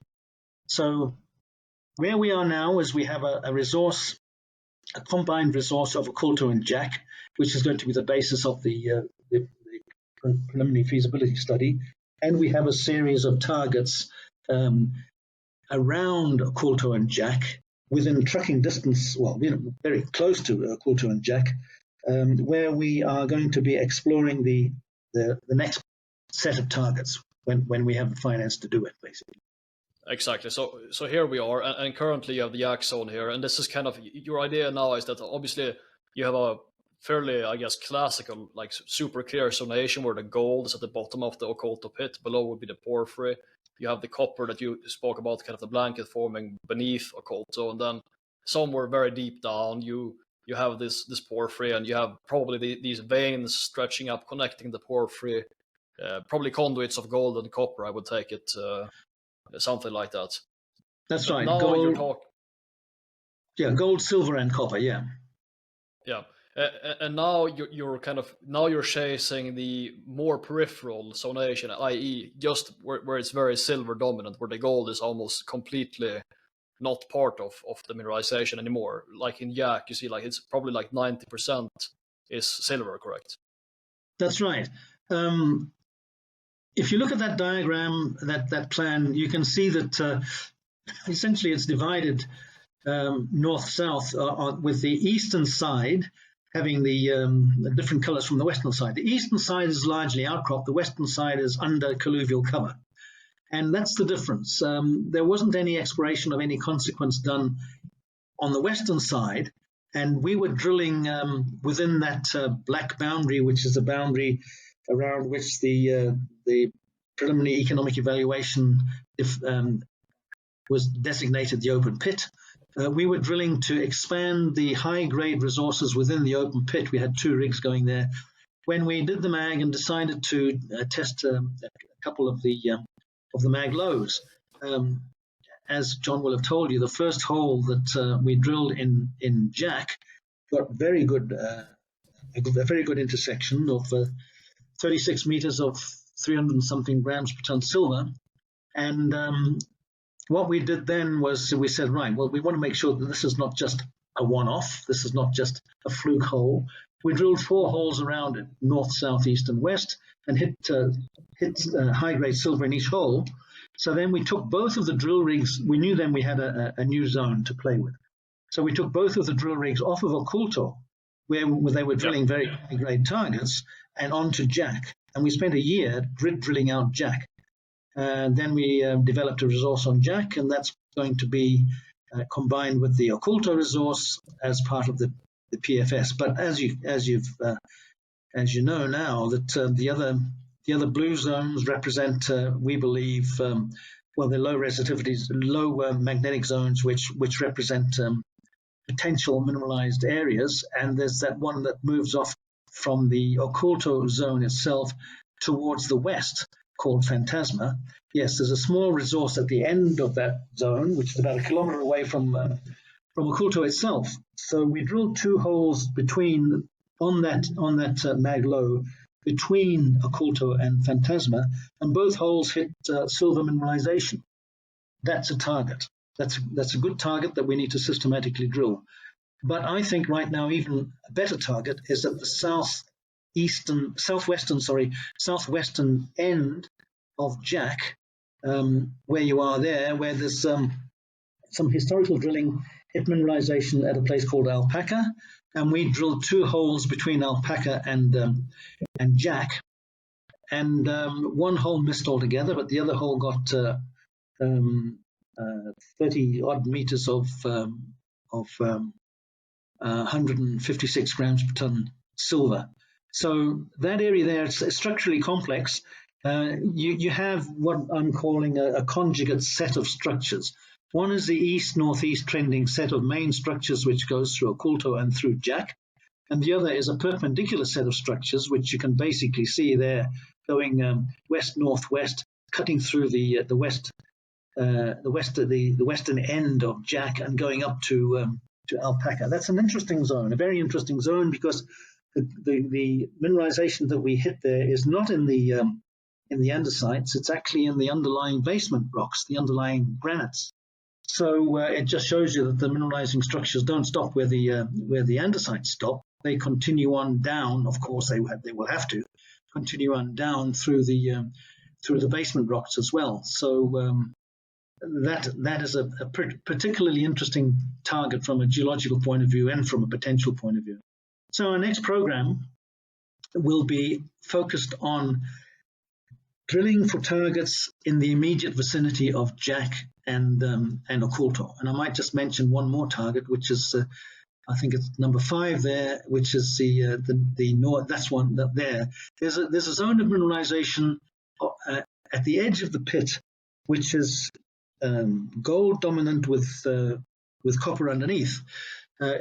I think it's a later pulse of mineralization. These mineralizing events, on average, according to Silito and others, go on for approximately 1 million years. So there's various pulses of mineralizing, annealing, then fracturing again and mineralizing. So I think a last gasp of mineralization was that zone there, which is next to the pit, which we call Laderas. And number 5 is a potential expansion of Laderas towards the northeast. Okay, and to clarify kind of the backdrop now, I mean, you guys are going to run with 9,000 tons per day likely as the throughput, so, and you have a pretty chunky mine life, probably 15 years just with that. So at this point, you need to chase, higher than resource average grades, ideally, to kind of merit the drilling, because capital is constrained. Do you see this potential, I mean, for Phantasma and Alpaca and these different areas, or do you expect it to be kind of similar to what you're seeing at the Oculto as the average? Well, that's what we hope for, of course.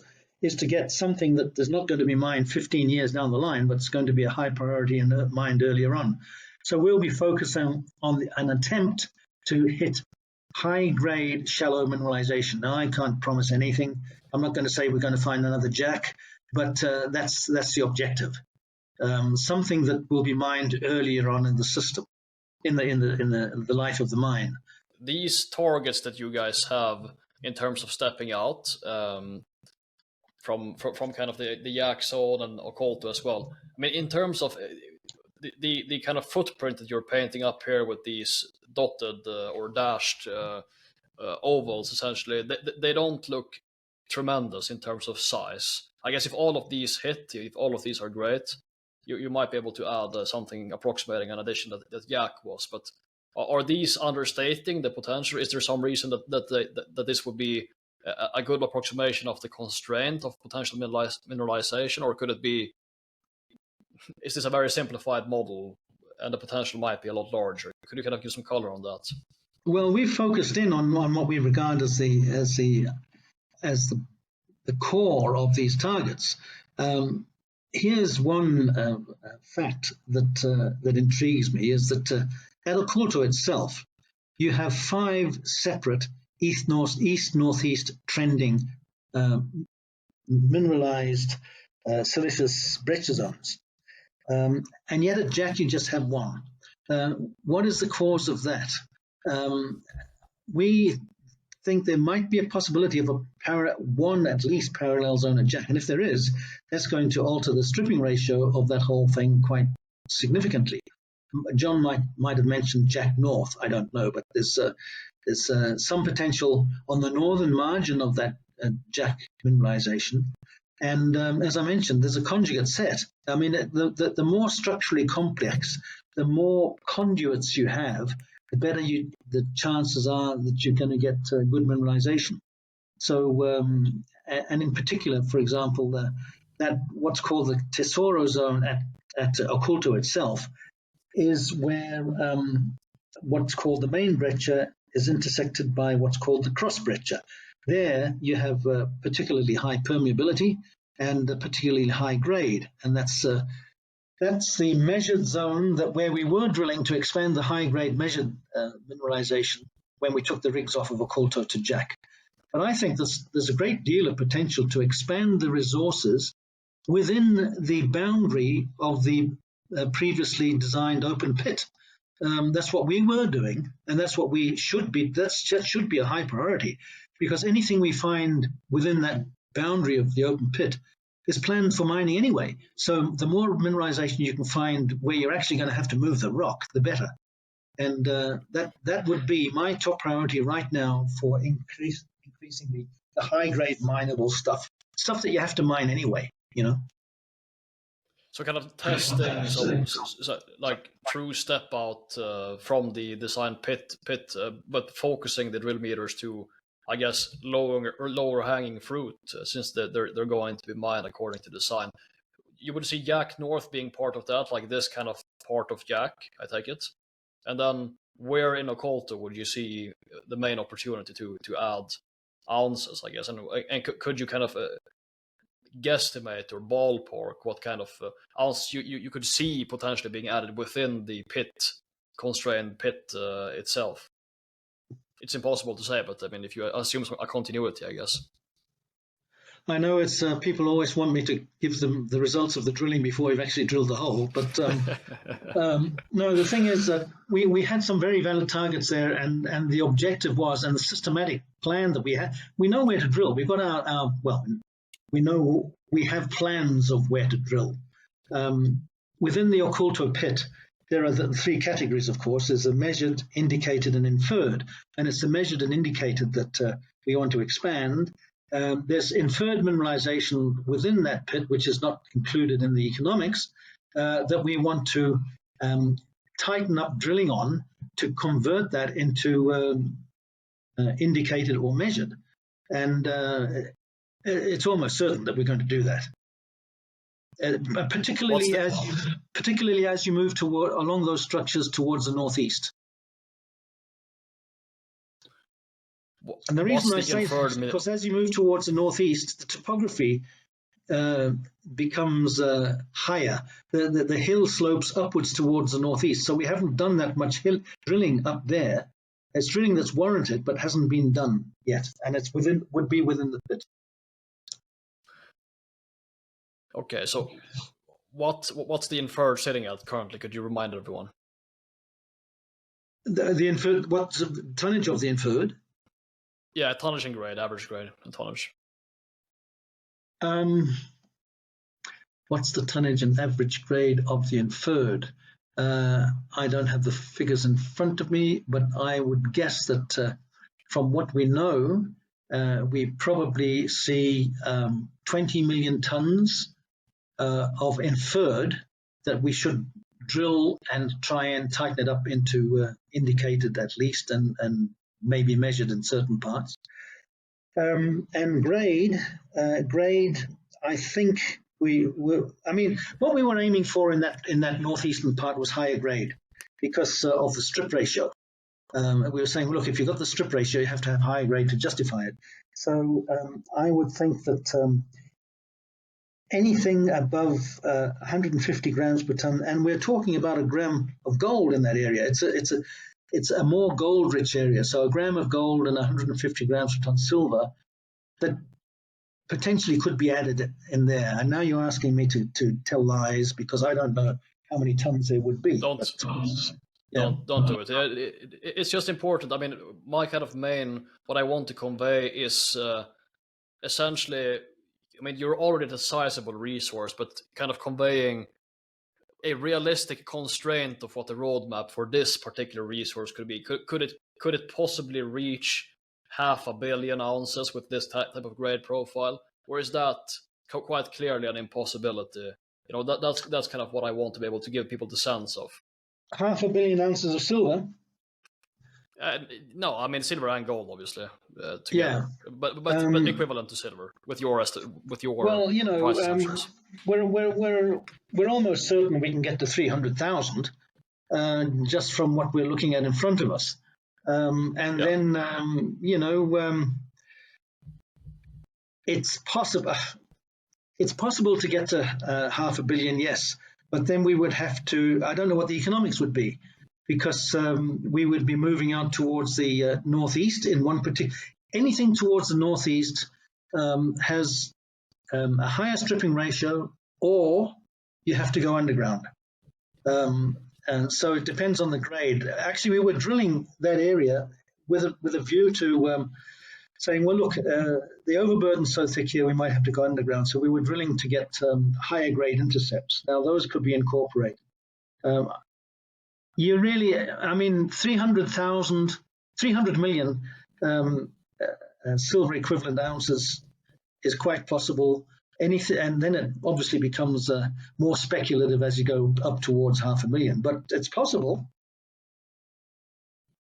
It's possible, but would it be fair to say that some of these, like Phantasma, Alpaca, and these things with outside of the current pit design, you cannot confidently say that any of these ideas are equivalently attractive as Yak was when you kind of found that? I mean, does some of these ideas have legs to be another Yak, or do you view that as a bit of wishful thinking?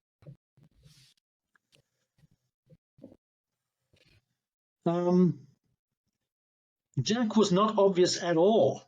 It was totally covered. That's the funny part. Yeah.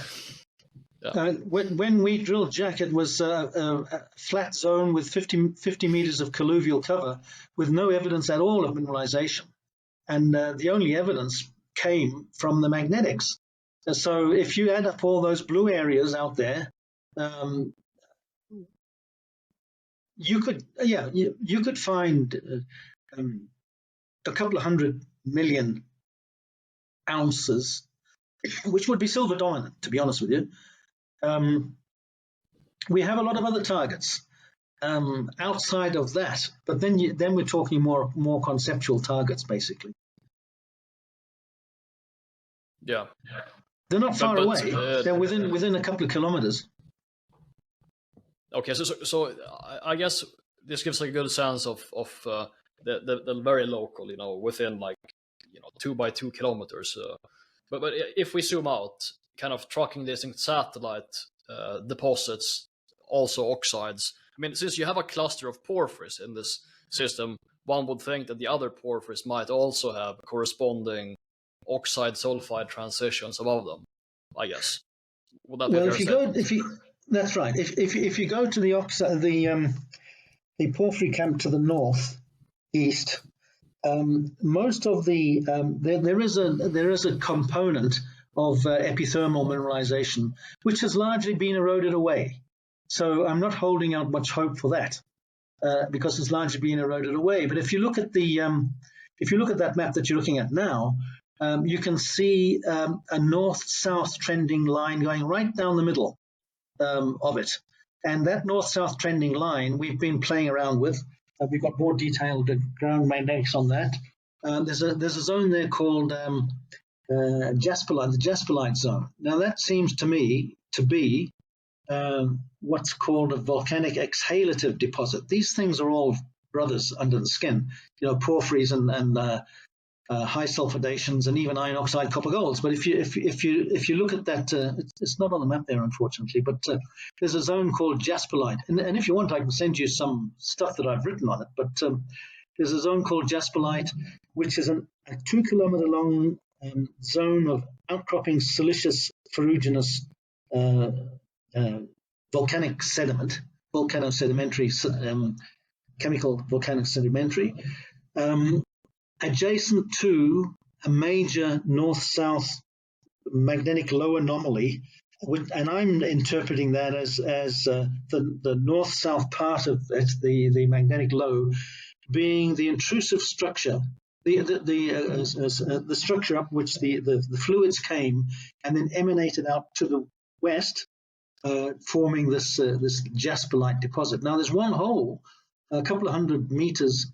The jasperite dips at around about 30 degrees, and when you go a couple of 100 meters out to the west, there's a hole which got 11 grams of gold in it, exactly where you would expect it to be if that jasperite went out there. But this is an old reverse circulation hole, and we don't have much faith in it, and the geology is a mess, but it's in the right place. So we've got some holes planned to test that theory, and that.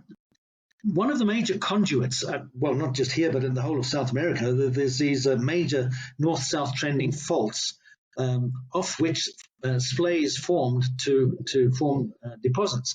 And this is one of those major faults. It goes right up the middle of that diagram there, and may be the conduit for the what I'm calling a volcanosedimentary zone. Okay, so if we boil it down to non-geo language, what would the morphology of that kind of structure look like in your conceptual model? Of course, that can vary. Like what would be the nature of that deposit? What kind of minerals would you see there? What would be kind of the width of the mineralization? I mean, what's your conceptual idea? Obviously, it's impossible to say exactly, but conceptually, it's a 2 kilometer strike deposit. It's a 2 kilometer strike deposit. It's around about 30 meters thick. The outcrop itself of the jasperite is about 30 meters thick. It's very finely banded silica and iron, and silica and iron is what a jasperite is. If it's next to a vent or a feeder, the mineralization moves out and is zoned outwards from the vent. Proximal to the vent, you might expect gold, which is fortunate because we have that gold intercept. Now, that was a gold intercept left out there, but nobody followed it up. So now we have a theory on which to hang a bit of an exploration program. So it'll be about, the dimensions are that we know now, 2 kilometers long north-south, about 20 to 30 meters thick, and dipping at around about 30 degrees to the west. That's the target. And depth, obviously, it would be based on theory. I mean, how deep could these structures go? Vertically. Well, I mean, I've explored for these things in the Northern Territory of Australia as well. there's various deposits in that area in what's called the Pine Creek geosyncline, and they can go a long way down. It depends on, basically they're formed on the sea floor or the lake floor, whatever it is, and the fluids came up and spread out, depositing their metals in a zonation away from the hot spring. Eventually, what it boils down to, and it depends on how far the zonation goes, but the dimensions are based on the strength of the intruding fluids itself. I mean, if you had a lot of well mineralized fluids coming up, it could go a long way. I mean, some of these things go for kilometers, but I'm not saying that ours will or even has. I mean, right now we've just completed a surface geochemical channel sampling survey to try and focus in on some drill targets for the next phase. I mean, I'm quite excited about this because it's something interesting and new, and has some size potential, basically. And it's gold. It's gold. And from a geological point of view, there's lots of targets, other targets that we could talk about, both on that map and beyond the map. What we're looking at here is a map of the known high sulfidation mineralization, the oxide cyanide leachable mineralization. Beyond that, about 4.5 kilometers to the northeast, there's what's called the porphyry camp, and there we have outcropping porphyries. There are porphyry targets there, which of course we're not going to drill because we're trying to focus on stuff that you can stick through the mill, basically. So that porphyry camp has there we go. You can see the high sulfidation camp at the bottom and the porphyry camp above it. That porphyry camp has had historical drilling, but shallow drilling, and there's a combined number of holes which together have more than 600 meters of 0.2 grams per ton gold in them, not in a series of shallow holes. So we visited the zone with Richard Sillitoe. We've always been particularly interested in it because there are outcropping porphyries. Now, what do you do with the outcropping porphyry? I mean, if you're going to be drilling for porphyry, each hole is going to be a kilometer-type hole, and it's a question of what your priorities are with the budget you've got, with the money you've got. So our priority has always been to expand the oxide cyanide leachable resource and leave that porphyry target for later or for something else. We were tempted to do a deal on it with a major company, but it became too complicated to divide up the ground. But it's a very good area to explore for porphyries. And one of the parts of that area, a place called Cerro Blanco, which has a thing called the big black porphyry, of all things, which is very high in molybdenum, very high in molybdenum. So there's molybdenum and gold and copper there as well, because the copper has been leached out and deposited in the reverse circulation chips. You can see it in patinas covering the sulfides. So it's a very obvious porphyry target, and one which we would like to drill, but it's a question of priorities, basically. You say more erosion there, so likely the oxides and maybe the sulfides as well have been eroded away. So it's lower. I mean, what's the difference in altitude between where you see your Colto zone and these deposits, the main Diablillos Project and this porphyry complex to the northeast? There's not much difference in altitude. It is a bit lower, but what the difference is the faulting. So this is relatively upfaulted in relation to Oculto, which is preserved. It's a double-edged sword because it means that the high sulfidation oxide zone has been eroded away, but the porphyry is actually outcropping, and the mineralized parts will be close to the surface. The grades of them we don't know because we haven't drilled them yet. And that is that I won't name companies, but some major companies have had a look at it and said that this is where they would drill holes to around about 700 meters depth to look for a porphyry. We had a go at trying to concoct a deal, but decided that it's too close to. There's too much of a conflict of interest between what we're doing and what they would be doing at the porphyry camp, basically. So these kind of porphyries, I mean, no, I was going to say, how do you draw the line between the two projects? But we don't know where we would want to expand, and we don't know where they would want to expand, and they overlap, basically. So these porphyries are outcropping to surface.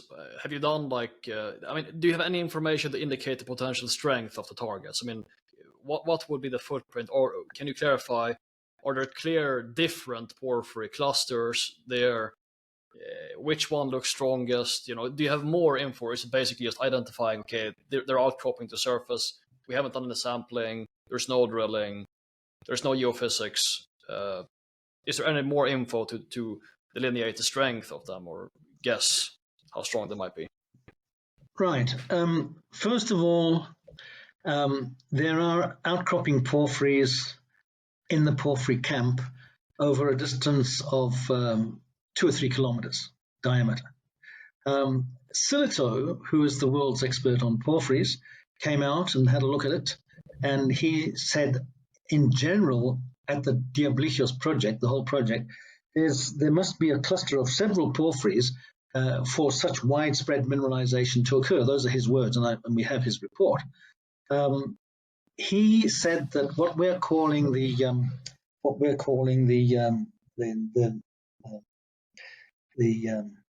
Cerro Blanco is part of the same system as Cerro Viejo, and the two of them are more than a kilometer apart, and it's all the same.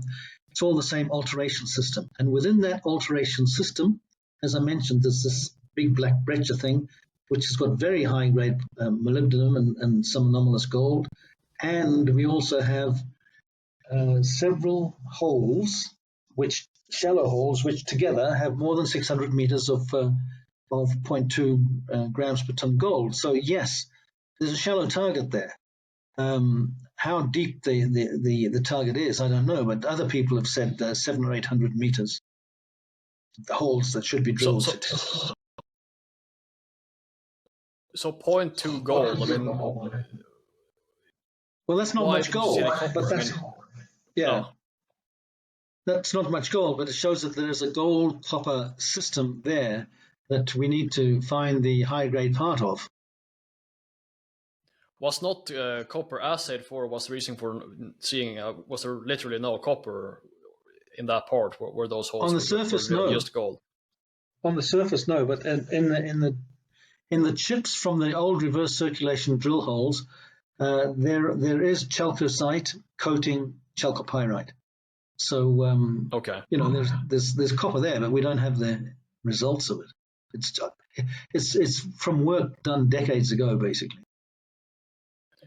So I mean, you certainly don't have kind of the geophysical and surface sampling information to start to guess where attractive targets would likely be placed or something like that. It's too early to start doing that.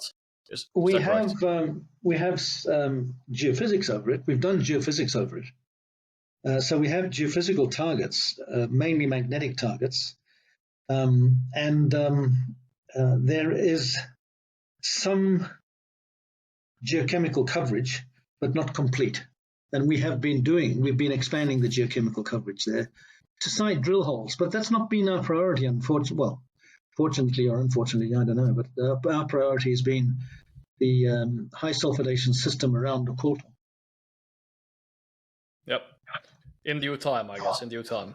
In due time, yeah.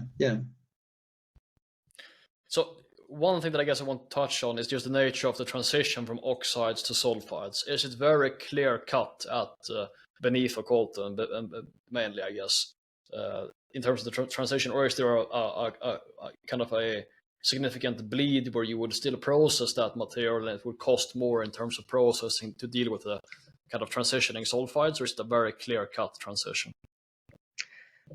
That's also a matter of opinion. It seems to be a fairly clear-cut division between oxides and sulfides. Either the rock is oxidized or it isn't.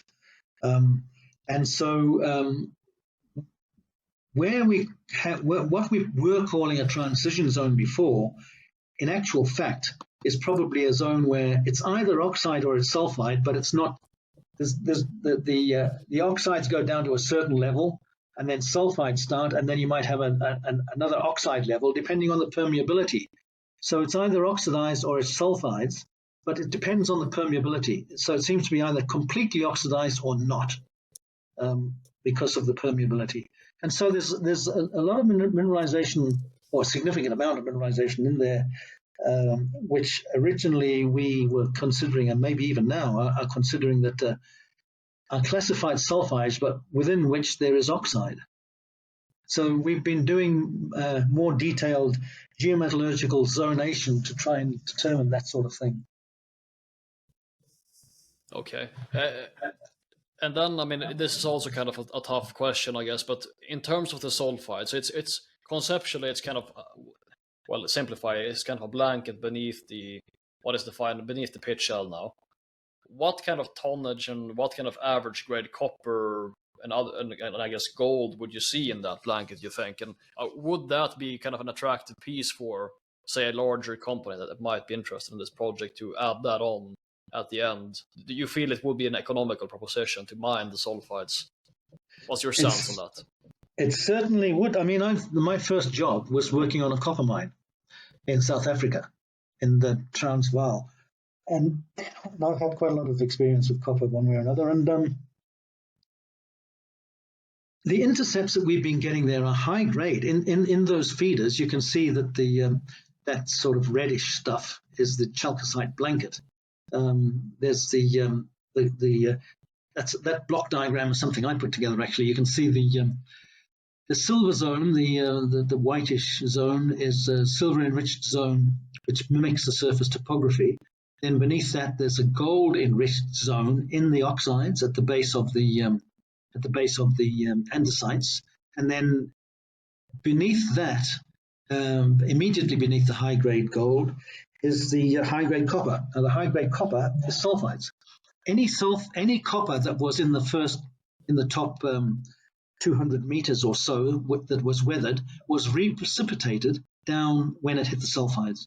So you can see those intercepts there. There's some particularly spectacular intercepts of copper, and unfortunately we don't have the gold or silver with those intercepts. We're getting tens of meters of several % copper and several grams per ton gold and several hundred grams per ton silver underneath the jack zone.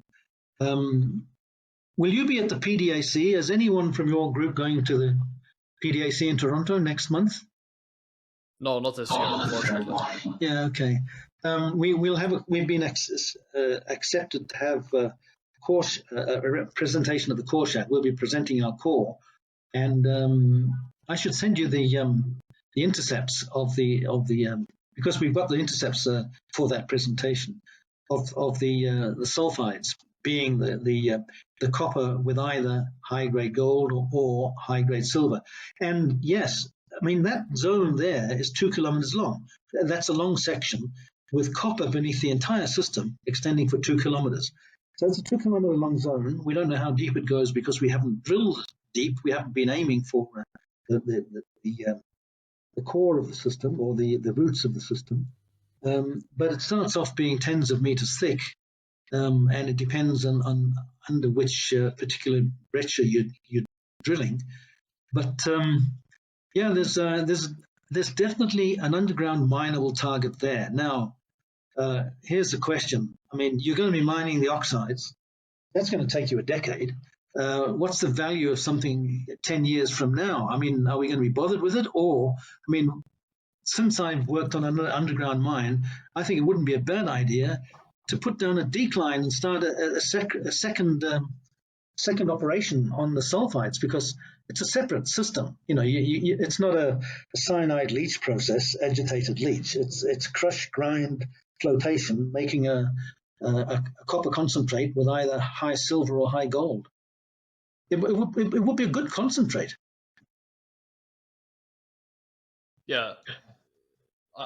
I guess your feeling would be that would be kind of like maybe a 1 to 2,000 ton per day targeted mining operation where you get like, I don't know, what kind of copper equivalents do you think you could probably mine? No, that's right. That's Or right. copper, gold, and silver. It's underground, unless, of course, obviously, when you've finished mining out the Oculto and Jack pits, you'd be sitting right on top of the sulfides. What would you do with the sulfides? It would be very nice to expand the pit down into the sulfides, but then you're talking 10 years in the future. So, I don't know, do you want to get into the sulfides before that? Quite frankly, I think it wouldn't be a bad idea. The interesting piece is just to know that it's an attractive optionality that's part of the story here, and I think that kind of can add in terms of attractiveness for potential suitors in the future, but also potentially a standalone optionality for ABRA yourselves down the road. Realistically, probably for a major looking to acquire a good component to the project. Well, we're looking in both directions. Some majors are interested in us, and we ourselves are interested in some other projects, which could add to what we have. So there are other companies which have projects with some resources which would be attractive to us and would add to our sulfides. Interesting. And would that be in Salta then regionally to capture synergies? Or would that be something completely different? Yes, it would be within trucking distance of where we are, put it that way. I don't want to say too much, I guess. Yeah. No, but that's interesting. Yeah. I think that's good. So kind of phase 4. I mean, phase 4 will kind of be a mix of stepping out a little bit close to Jack and close to Oculto, and also drilling within the pit. And you will find time to test this new conceptual north-south trending 2-kilometer Jasperoid. It was right base That's target. Right, Jasperoid. Yeah. Yeah. So and I guess we will do an update with you guys once the PFS is out. Maybe some more material can be prepared then, so we can speak more about that new conceptual target as well. Excellent. So I would like to ask a couple of questions. Then this will kind of tack on to the conversation with David at La Cuepita. So a couple of parameters. What's the elevation and what's the access of infrastructure like at that property? Yeah, at Coipita. So the current target is above 3,500 meters or so elevation, but it is very highly variable. So if you're down closer towards the valley, obviously it's lower, and then up towards the peak elevation would be probably even 5,000 meters. So it's very variable topography. I think where we previously drilled, again, Dave would clarify, but it was around maybe 4,000 meters elevation. Now, in that part of San Juan, they do get snow, obviously a lot of snow. And so your drill season is condensed. And so it's open now. It just opened. It could likely go until about May or so, depending on when the snowfall comes. And so, actively drilling now for the next several months. But yeah, there's obviously access roads there. The drill's are already there. They're already turning. So no issues from that perspective. And it sounded like essentially it's kind of a free carried project for a couple of years here for you, because they will have to earn up to 80%, and that should probably. How long do you think that takes for them? What have they communicated in terms of timing of spend? Or is it contingent on success, or what's the plan that Teck has communicated to you? So it's about a 4-year option agreement. So within the next 4 years. But of course, if they find a remarkable high-grade discoveries right out of the gate, then they can accelerate that. You could spend $20 million there drilling in 1 year if you got 4 or 5 rigs going. They'd certainly be incentivized to do that. And certainly a company like Teck, which is great to have as a partner, has the pockets for that. And so that's great. The timeline extends over 4 years or so. So they have, up until that time to spend the $20 million. But again, if they find a high-grade discovery, we would expect they would greatly accelerate that timeline and could exercise the option, very early, within a couple of years. But essentially, you constructed the agreement in such a way where a mega successful outcome would not put you, obviously, in a kind of we have to raise to source to not get diluted. That's like almost impossible to take place. Exactly. Yeah. So it's nothing really but upside in terms of this asset for us. And so for us, look, we think if Teck finds a billion-ton project, then this could be a spin-off. We could spin this project off our 20% interest.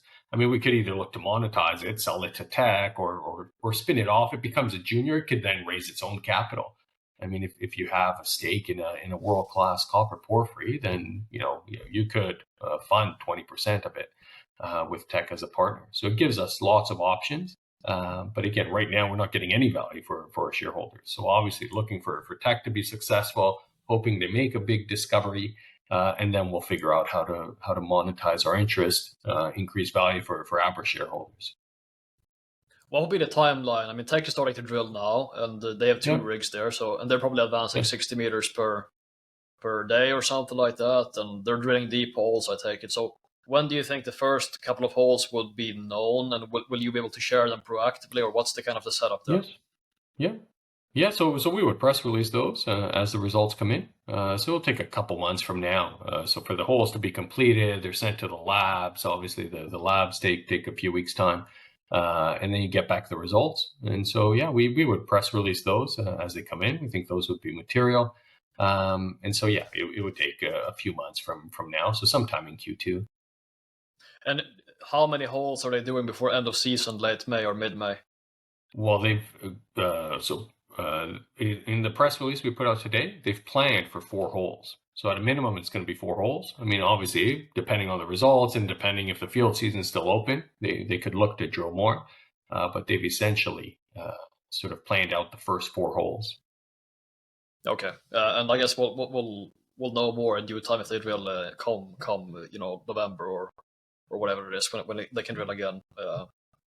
So let's start there. So, like Cuepita, can you give kind of a high-level characterization of that project? And maybe give a few comments on what you think to be the potential of the geology there. As you know, we have 70,000 hectares, and it's in the that porphyry belt there, on which there are numerous billion-ton plus porphyry copper deposits being developed right now, with Filo del Sol being one of the spectacular ones, and it goes down to Los Peñoles on the other side of the border is part of the system, and that's one of the most economic porphyries around. I know because my project was quite close to it, my iron oxide copper gold project. And so, yes, we have 70,000 hectares in a very prolific porphyry copper belt. And our closest neighbors are just to the south of us. We share the road through Los Azules. And there are a number of targets. The history is this.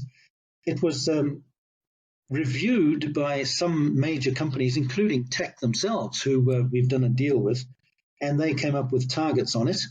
And those are the targets. Those are actually the Teck targets that we were exploring when Teck decided not to go ahead. And they decided not to go ahead, I think, for 2 reasons. One, at the time that they were concerned about Argentina, and that's changed because they've come in now. And 2 was that we had to put the land package together. We did 2 separate deals to put continuity of the land package together. Now, one of the deals with Teck is that they finance the option payments of the project, the vendors. So we at target number 1, which we call Lloretas and now they call La Coipita just to confuse us. There was some previous drilling done by a company called Viceroy Minerals. They were drilling for high sulfidation system, which they found. And they got some pretty interesting intercepts through high sulfidation mineralization. So our first hole, we assumed that the center of a porphyry system might be directly underneath the high sulfidation part. And we drilled underneath that and got some mineralization at depth, but not very much. Then we asked Dr. Silido to come out and have a look at it. And we sat down with him and went through the geochemistry and walked around the surface, did a bit of reconnaissance mapping, and decided to drill 1 kilometer to the north of where the previous drilling was. And there we drilled 2 deep holes over 1 kilometre each, and we got, they're the intercepts there, 226 metres of 0.4% copper equivalent, and the other one is 694 metres of 0.2% copper equivalent, basically. So those intercepts are in a quartz sericite alteration zone. Quartz sericite is sort of peripheral to the potassic alteration zone, which is closer to the porphyry itself, the progenitor porphyry. So we think we just clipped the side of it. Now they've come along, Teck have come along, and decided to go even one step further north, 1 kilometre further north, and they've got 2 drill rigs operating right now further north. I mean, we would have loved to drill it, but we spent was it $7 million there in 2 years, and we just can't do that sort of thing. So that's why we did a deal with a major, because we need their kind of finance to do it. And while I'm on that subject, target number 6 there, which we're calling Valle Hermoso, we did some reconnaissance there, but there's no road to it. But we've done surface geochemistry. We found bornite and chalcopyrite on the surface, which is a very good sign, because bornite is indicative of higher temperature closer to the source. And that's one of their targets as well. But I think that we're drilling that next year. Right now, we've got to put a road in there. It's not a big deal to put a road in, but it hasn't been done yet. And so they've got 4 holes planned at least in target number 1, and then they'll move on from there. Well, depending on what they find, they might carry on drilling there. Yes, so these 4 holes will be 1 kilometre step out to the north from your 2 holes. Yes. In fact, I think today we just made an announcement on it. Yes, I think you did, yeah. Yeah. So you'll see the map. They started drilling. Yeah, you'll see the map of where they're going to drill, which is to the north of where we drilled. I guess I'll pull it up here quickly so you can comment on that. They have their own. Right. They have their own theories. Yeah, there we are. So you can see those green triangles are the Teck holes that are currently actually being drilled right now. And closer to the border of Chile, you can see the holes that we drilled, the three holes. One of the advantages of where they're drilling is that they're drilling in the valley, so it's not as far down to the porphyry, or if the porphyry is there, that is. So what's your comments on their theory? Do you think they're making the right move? Stepping out, it should be the north, right? Well, I think they are. We would have liked to have drilled a little bit further north, but the topography was against us. We would have liked to have drilled sort of between where our most northerly hole was and where their most northerly green triangle is. We would have liked to have drilled in there, but the topography was against us, basically. I mean, it's all okay. Everything is possible if the target's good enough, you know. So I mean, these holes are expected. The second 2 holes will also be in this kind of this area, this kind of 3 by 3 kilometer area. They are likely to be placed. Or will they do? It will be the target 1 essentially. This area close to the Chilean border here. Yeah. I mean, all of their drilling is going to be focused on this area right here for this year anyway, and hopefully they'll put a road into Valle Hermoso, target number 6, and I'm looking forward to see what they get when they drill there. Okay. I mean, so what's your ongoing involvement like right now with Teck? I mean, are you kind of hands off? I mean, they're drilling, they moved right away to start drilling, so I assume they have a dedicated geologist managing that, and you've been in contact with them for a longer period of time, sounds like. So what's kind of the relationship right now? Our team is helping their team with contractors and infrastructure and all that. But their geologists are running the geological aspect, basically. Essentially, let's say we're running the camp and they're running the exploration. I see. Okay. They need us. Uh, They need us. They need our. They don't have a team. They've brought their guys in, and they're just getting themselves set up here. So they asked if we could help them out, basically. Excellent. And this is their first investment into San Juan Tech. Yes. Okay, well that makes sense. It's a company making many investments, so I think this is it speaks to them starting to drill that quickly after closing the deal speaks to their eagerness, which is obviously very good for you guys. You have essentially a 20% free carried interest for probably a few years, or depending on how aggressive they are, and then funding that should be within grasp for sure for you guys to maintain the 20%. Yeah.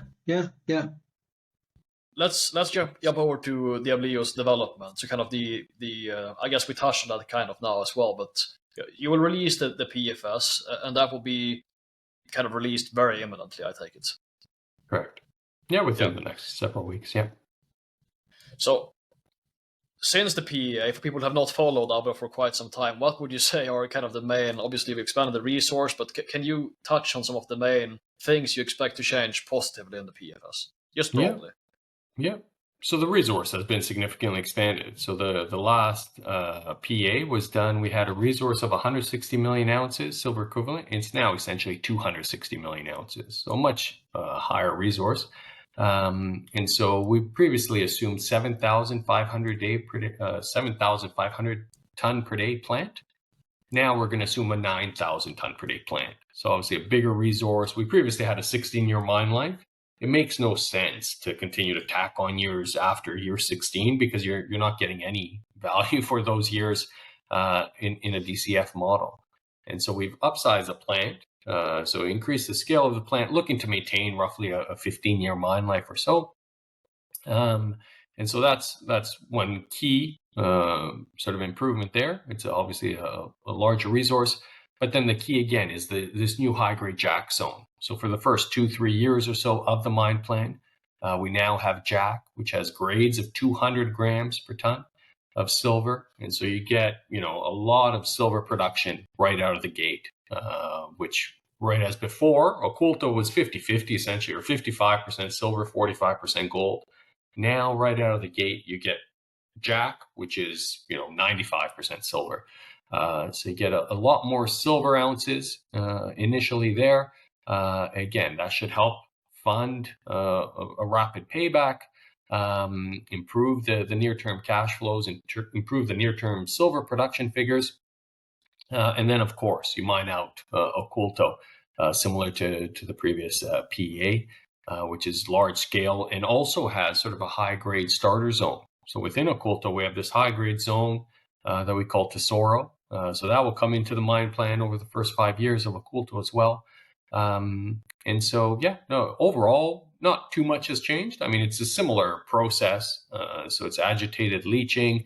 The only difference is now we're including sort of a gravity concentrators, which helps, again, greatly improve the recoveries. So you get on the silver side. So you get much higher silver recoveries, as I talked about in my presentation.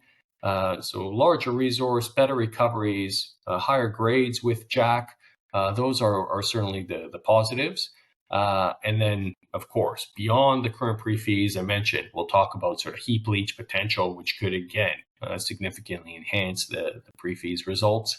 So that will be important to continue to look out for more information later this year. So the resource as it stands currently, you just updated it.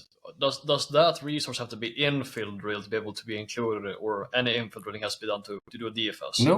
No. So we'll be announcing now proven and probable reserve as part of the pre-feasibility study. So not all of that gets captured into the proven probable reserve, but that's pretty standard. So once you release the pre-fees, you can declare a proven and probable reserve. So a significant portion of the current M&I is going to be incorporated into proven and probable reserves, and that's what's going to be based on the study we're basing on the reserves. Okay. So let's say, once, if you have time to drill, if you go for another drill program, would you then make room for some infill drilling to even further kind of get those measured indicated ounces that won't make it into the reserves? For sure. For sure. Yeah. There's a small amount of drilling that needs to take place to then, convert some of the M&I then into the proven probable reserve category.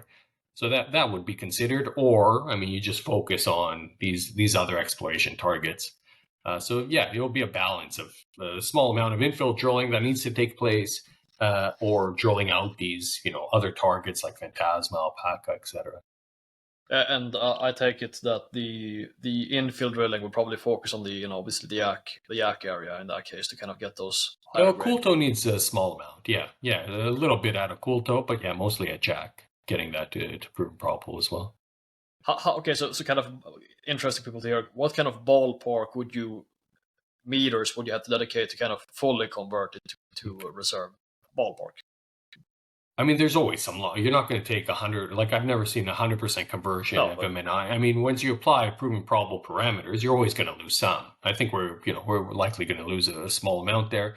But yeah, in terms of the planned, I mean, we've already planned out infill drilling. I think we've planned for maybe 2,000 meters maximum as part of the phase 4. So it's not a huge amount. So it'd be less than 10%. Like if you're planning a 20,000 meter program, 2,000 meters. So 10% would be infill drilling, 90% would be brand new drilling.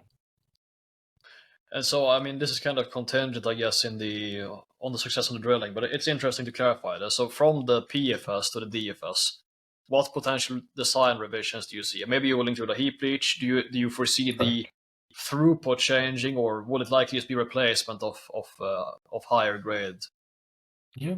Yeah, we wouldn't see the throughput changing too much. And so, I think it's a lot more, it's just a much more detailed study. So you have to do more geotechnical drilling. You have to do much more design, detailed engineering. But yeah, overall, I mean, I would imagine, other than Heapleach, we wouldn't see huge changes between the pre-fees and eventual bankable feasibility study, unless, of course, we identify new zones, just like we identified Jack. I mean, now if we identify entirely new zones, then that changes things, and you convert that, obviously, and include that in the mine plan going forward. But fair to say PFS will be quite representative of at least the major kind of CapEx component part of what the project will look like. Correct. Yeah. So, I mean, I guess let's just clarify the kind of the permitting process in a bit greater detail. So once you have received the PFS, you're able to take that and use that as a base of the submittal for the EIA, right? That's right. And that's in the regionals, it's Salta that you're applying with, right? That's right. That's correct. Yeah. So permitting, 100% of permitting is done at the provincial level in Argentina. And so we're dealing with the authorities in Salta for that. And yeah, we could be submitting those. I mean, the EIA application we've been working for a long time, that's being finalized. Obviously, we need to incorporate the final details of the pre-fees into that application. But so shortly after, I mean, within a matter of weeks, I would say, several weeks after the pre-fees is completed, we would finalize our EIA application and then submit that to the Salta, the local authorities there. But I mean, here's the question. So if you find Heapleach to be extremely interesting, would you have to revise the application and update the PFS and then do a resubmittal in that case? So it's just an amendment to the EIA. So it's a much faster approval. So if they approve the baseline EIA, then there's amendments that you can tack onto that. And then they just look at the amendment. They don't need to reapprove the entire EIA. And so approving the EIA typically takes 12 to 18 months. And so, I think that's the key is this is a baseline. This is the overall EIA. Now, if there's amendments on top of that, I mean, they approve those much, much quicker. Do you have a sense of how long it will take? Yeah, overall, I mean, we're assuming 18 months. So we assume we'll have the permits in place likely by end of 2025, or again, if we're doing another round of drilling, 2026. So that's sort of the timeline we have for construction decision here. And permitting is really not on the critical path. Permitting is going to be done here. We should have the permits in place, likely even before the pre-fees. And then, of course, it's, subject to financing. project financing, making a construction decision. So, do you permit for a specific throughput? Is that part of the process as well? Yes. The throughput's based on the pre-feasibility study, which would be 9,000 tons per day. Okay, that's good. Well, and I think we've kind of had the permutation discussions with in terms of how capital affects the development scenario here, access to capital, and that's a fluid process for you guys. But in terms of final outcomes for the build, obviously you're very experienced in mergers acquisitions. What if you were to assign probabilities? It's a bit cheeky, I guess, for me to say that now. But if you assign probabilities of outcomes, you guys building it, someone acquiring it, what's your sense? Because obviously you probably do have some inklings of information of interest already, hopefully, and ideas of people who would be interested. Yeah, no, we think the interest is certainly there from majors. I mean, we have an active data room. There's I think interest we expect is absolutely going to be there. But again, it's a matter of market conditions. So we're not incentivized at all to be selling the company anywhere near current levels. And so, we obviously you need takes two to tango, as they say. So any friendly acquisition, we're obviously going to need to agree on terms. And I think right now we're not even thinking. It's like to take the term out of the Fed. We're not even thinking about selling the company. Like we're not even, we're so far away from that's not our goal. So we're not focusing whatsoever on that. So our plan is let's advance this, as best as we can, minimize dilution, grow this on a per share basis. How do we increase the value here from now until the construction decision is made? And then, look, if at that time it doesn't make sense to sell the company, then we're going to evaluate project financing. We're going to look to bring in sort of construction teams that could assist, and then look to build the Heapleach here. Likely would be the logical path forward for us to build. And so, that's the path we're on. And then, obviously, if situations change and we need to evaluate sort of if acquisition makes sense. Then we'll evaluate that as that comes up, but we don't spend any time thinking about that right now. Yeah, and I guess for people that don't want to do the napkin maths, I mean, if you have about 9,000 ton per day throughput with say 200 grams per ton silver equivalent grade, you get to like 250,000 production profile per annum. So at least for the higher grade portion, and they would drop down probably to 180, I guess, or something like that, or maybe a bit lower. But I mean, it's a significant project, right? It's sizable. Yeah, exactly. It's a significant project for sure. I showed on that gold equivalent perspective, it's 3.2 million ounces of oxides. So it's sizable. And you said 9,000 tons per day is what we should expect here for the PFS, and that's probably going to be the end design as well. If we talk ballpark CapEx, you cannot be specific, obviously, because you're still releasing. But what should people think about? What's the range for the total build? Sure. I mean, it'd be in the 300 millions for sure, I would imagine. So, our last CapEx from 2 years ago was 255 million. It was based on 2,500 tons per day. 7,500 tons per day. So we've expanded, and obviously there's been inflation overall everywhere globally. We're not immune to that. So, in the 300 millions. But again, this is near surface, open pitable and oxides. So that's the benefit here. So it's not sort of sulfides. We're not producing concentrate where you have to build rail and ports and all this. I mean, we're producing gold and silver doré bars. So a lot of, the vast majority of the CapEx is just, on pre-stripping, obviously, for the mine, and then on building sort of the local infrastructure for the plants, et cetera. And so, in the 300 million. So again, it's a project that can be built here for sure. This is not billions of dollars. This is an affordable project, I'd say, on a relative basis in the mining space for a project that has high potential returns.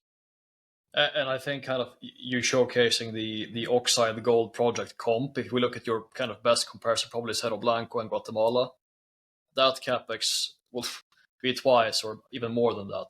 So it showcases, and that's also open pitable. So that's it showcases if you're actually able to come to 300, say 400 million range, that's extremely competitive. Should be. Yeah. So I guess we should talk about kind of recoveries. You expect that to be in line with what you've outlined now for the PFS. Correct. Yeah, There's no we've changes. already press released that. Yeah. So that press release was put out several months ago, late in 2023, and those are the assumptions for the pre-feas.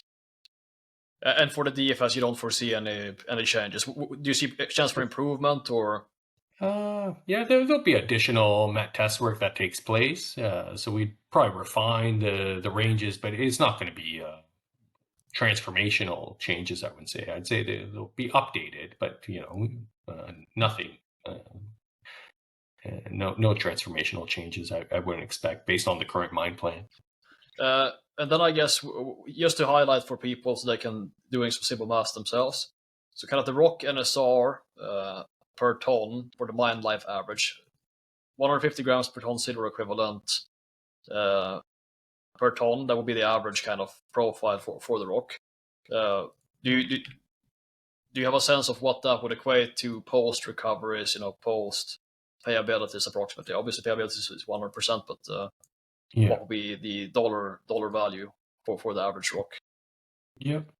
So I'd say the way I look at it is the cutoff grade here is based on essentially 45 grams per ton silver equivalent, and so that's your cutoff grade. Now the resource is called it 150, so it's almost 3 times your cutoff, and so that's your margin here. Of course, anything above cutoff is treated as ore, so that's a definition of ore. And so the margin here is very high. So it's essentially 3 times above your overall cutoff grade. And so, on a dollar value per ton, I mean, that's kind of the way I think about it most often. Yeah. So I guess like, 150, that's like say 5 ounces of silver. So $100. It would range from maybe even the high grade would be like $150 per ton, and you could go all the way down to 50. That would be the range for economic mining, approximately. Yeah, exactly. Yep. So if we take that into account, what would the cost structure look like? Obviously, if you're making money at $50 rock, like mining, processing, G&A, again, ballpark, what should people think about, approximately? Yeah, $1 on a per ton basis in terms of cost? Yeah, precisely. $35 per ton, I think is your all in. So that's what equates to the 45 gram per ton cutoff. It's based on the total sort of operating costs. Excellent. And then just kind of the mine sequencing. So you have this higher grade portion, and you said you had 5 million tons to find at 200 grams per ton in the Yak zone.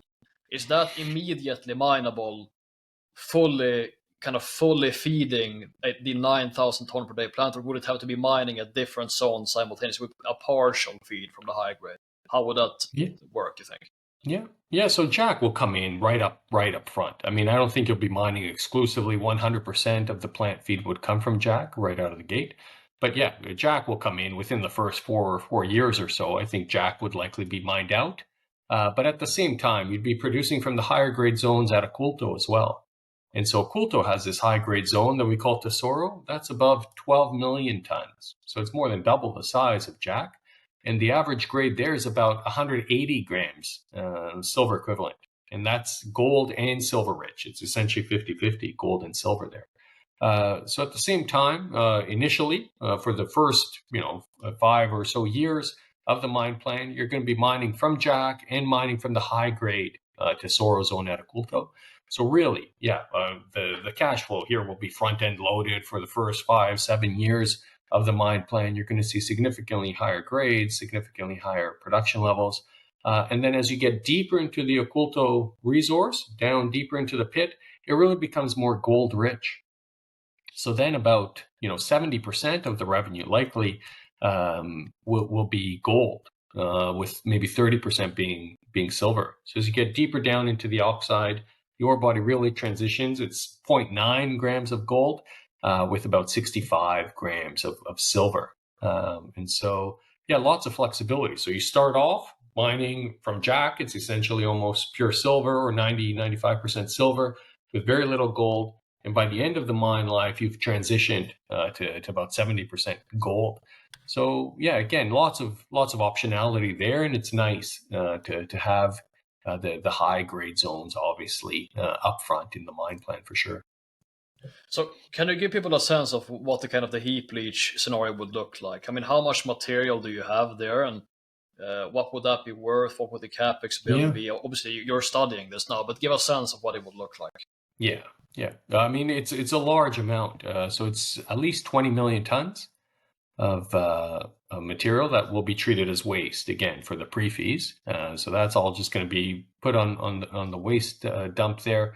And so 20 million tons. Yeah, the average grades of, again, we don't have a resource, or it's hard to say, but it's, yeah, ballpark, you're talking between 0.2, 0.3 grams of gold.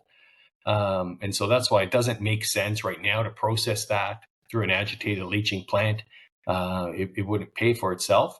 But what's great is with the heap leach, I mean, you have to move this mineralization anyways. It's going to be treated as capitalized sort of pre-stripping.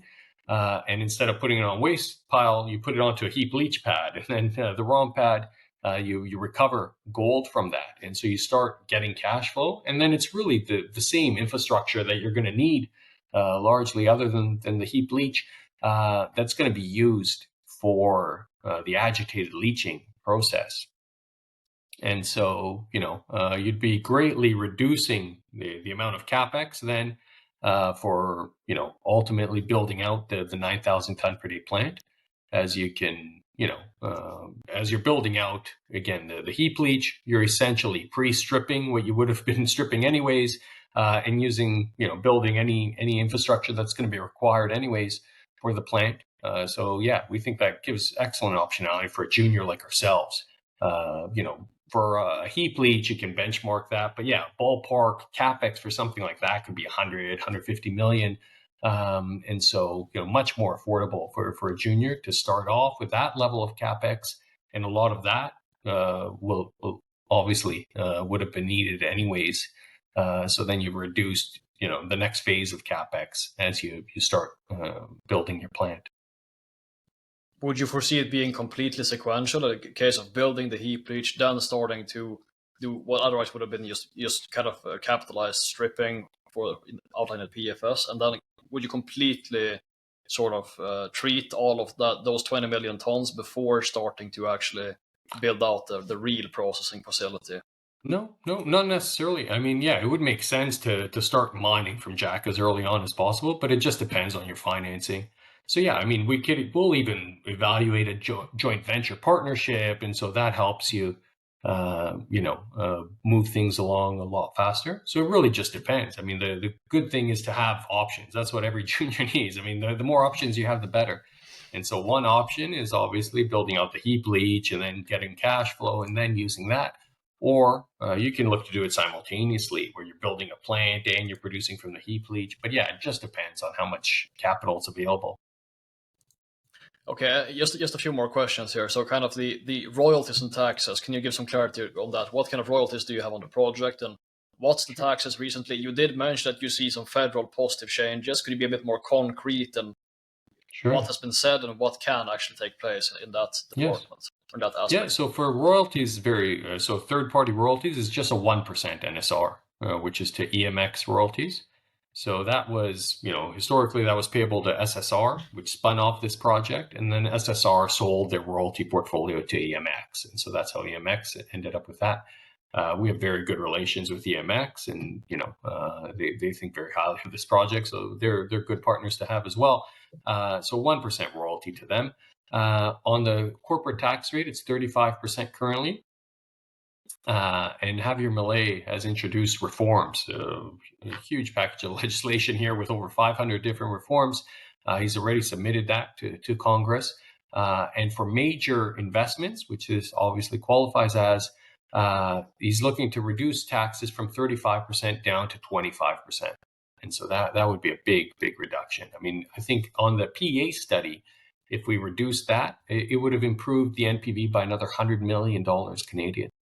So that tax change alone adds more than $100 million now based on the new mine life. So yeah, we're that's now been brought forward to Congress. Obviously, they need to approve of that. But yeah, within the next several months is sort of the expected timeline there for that bill.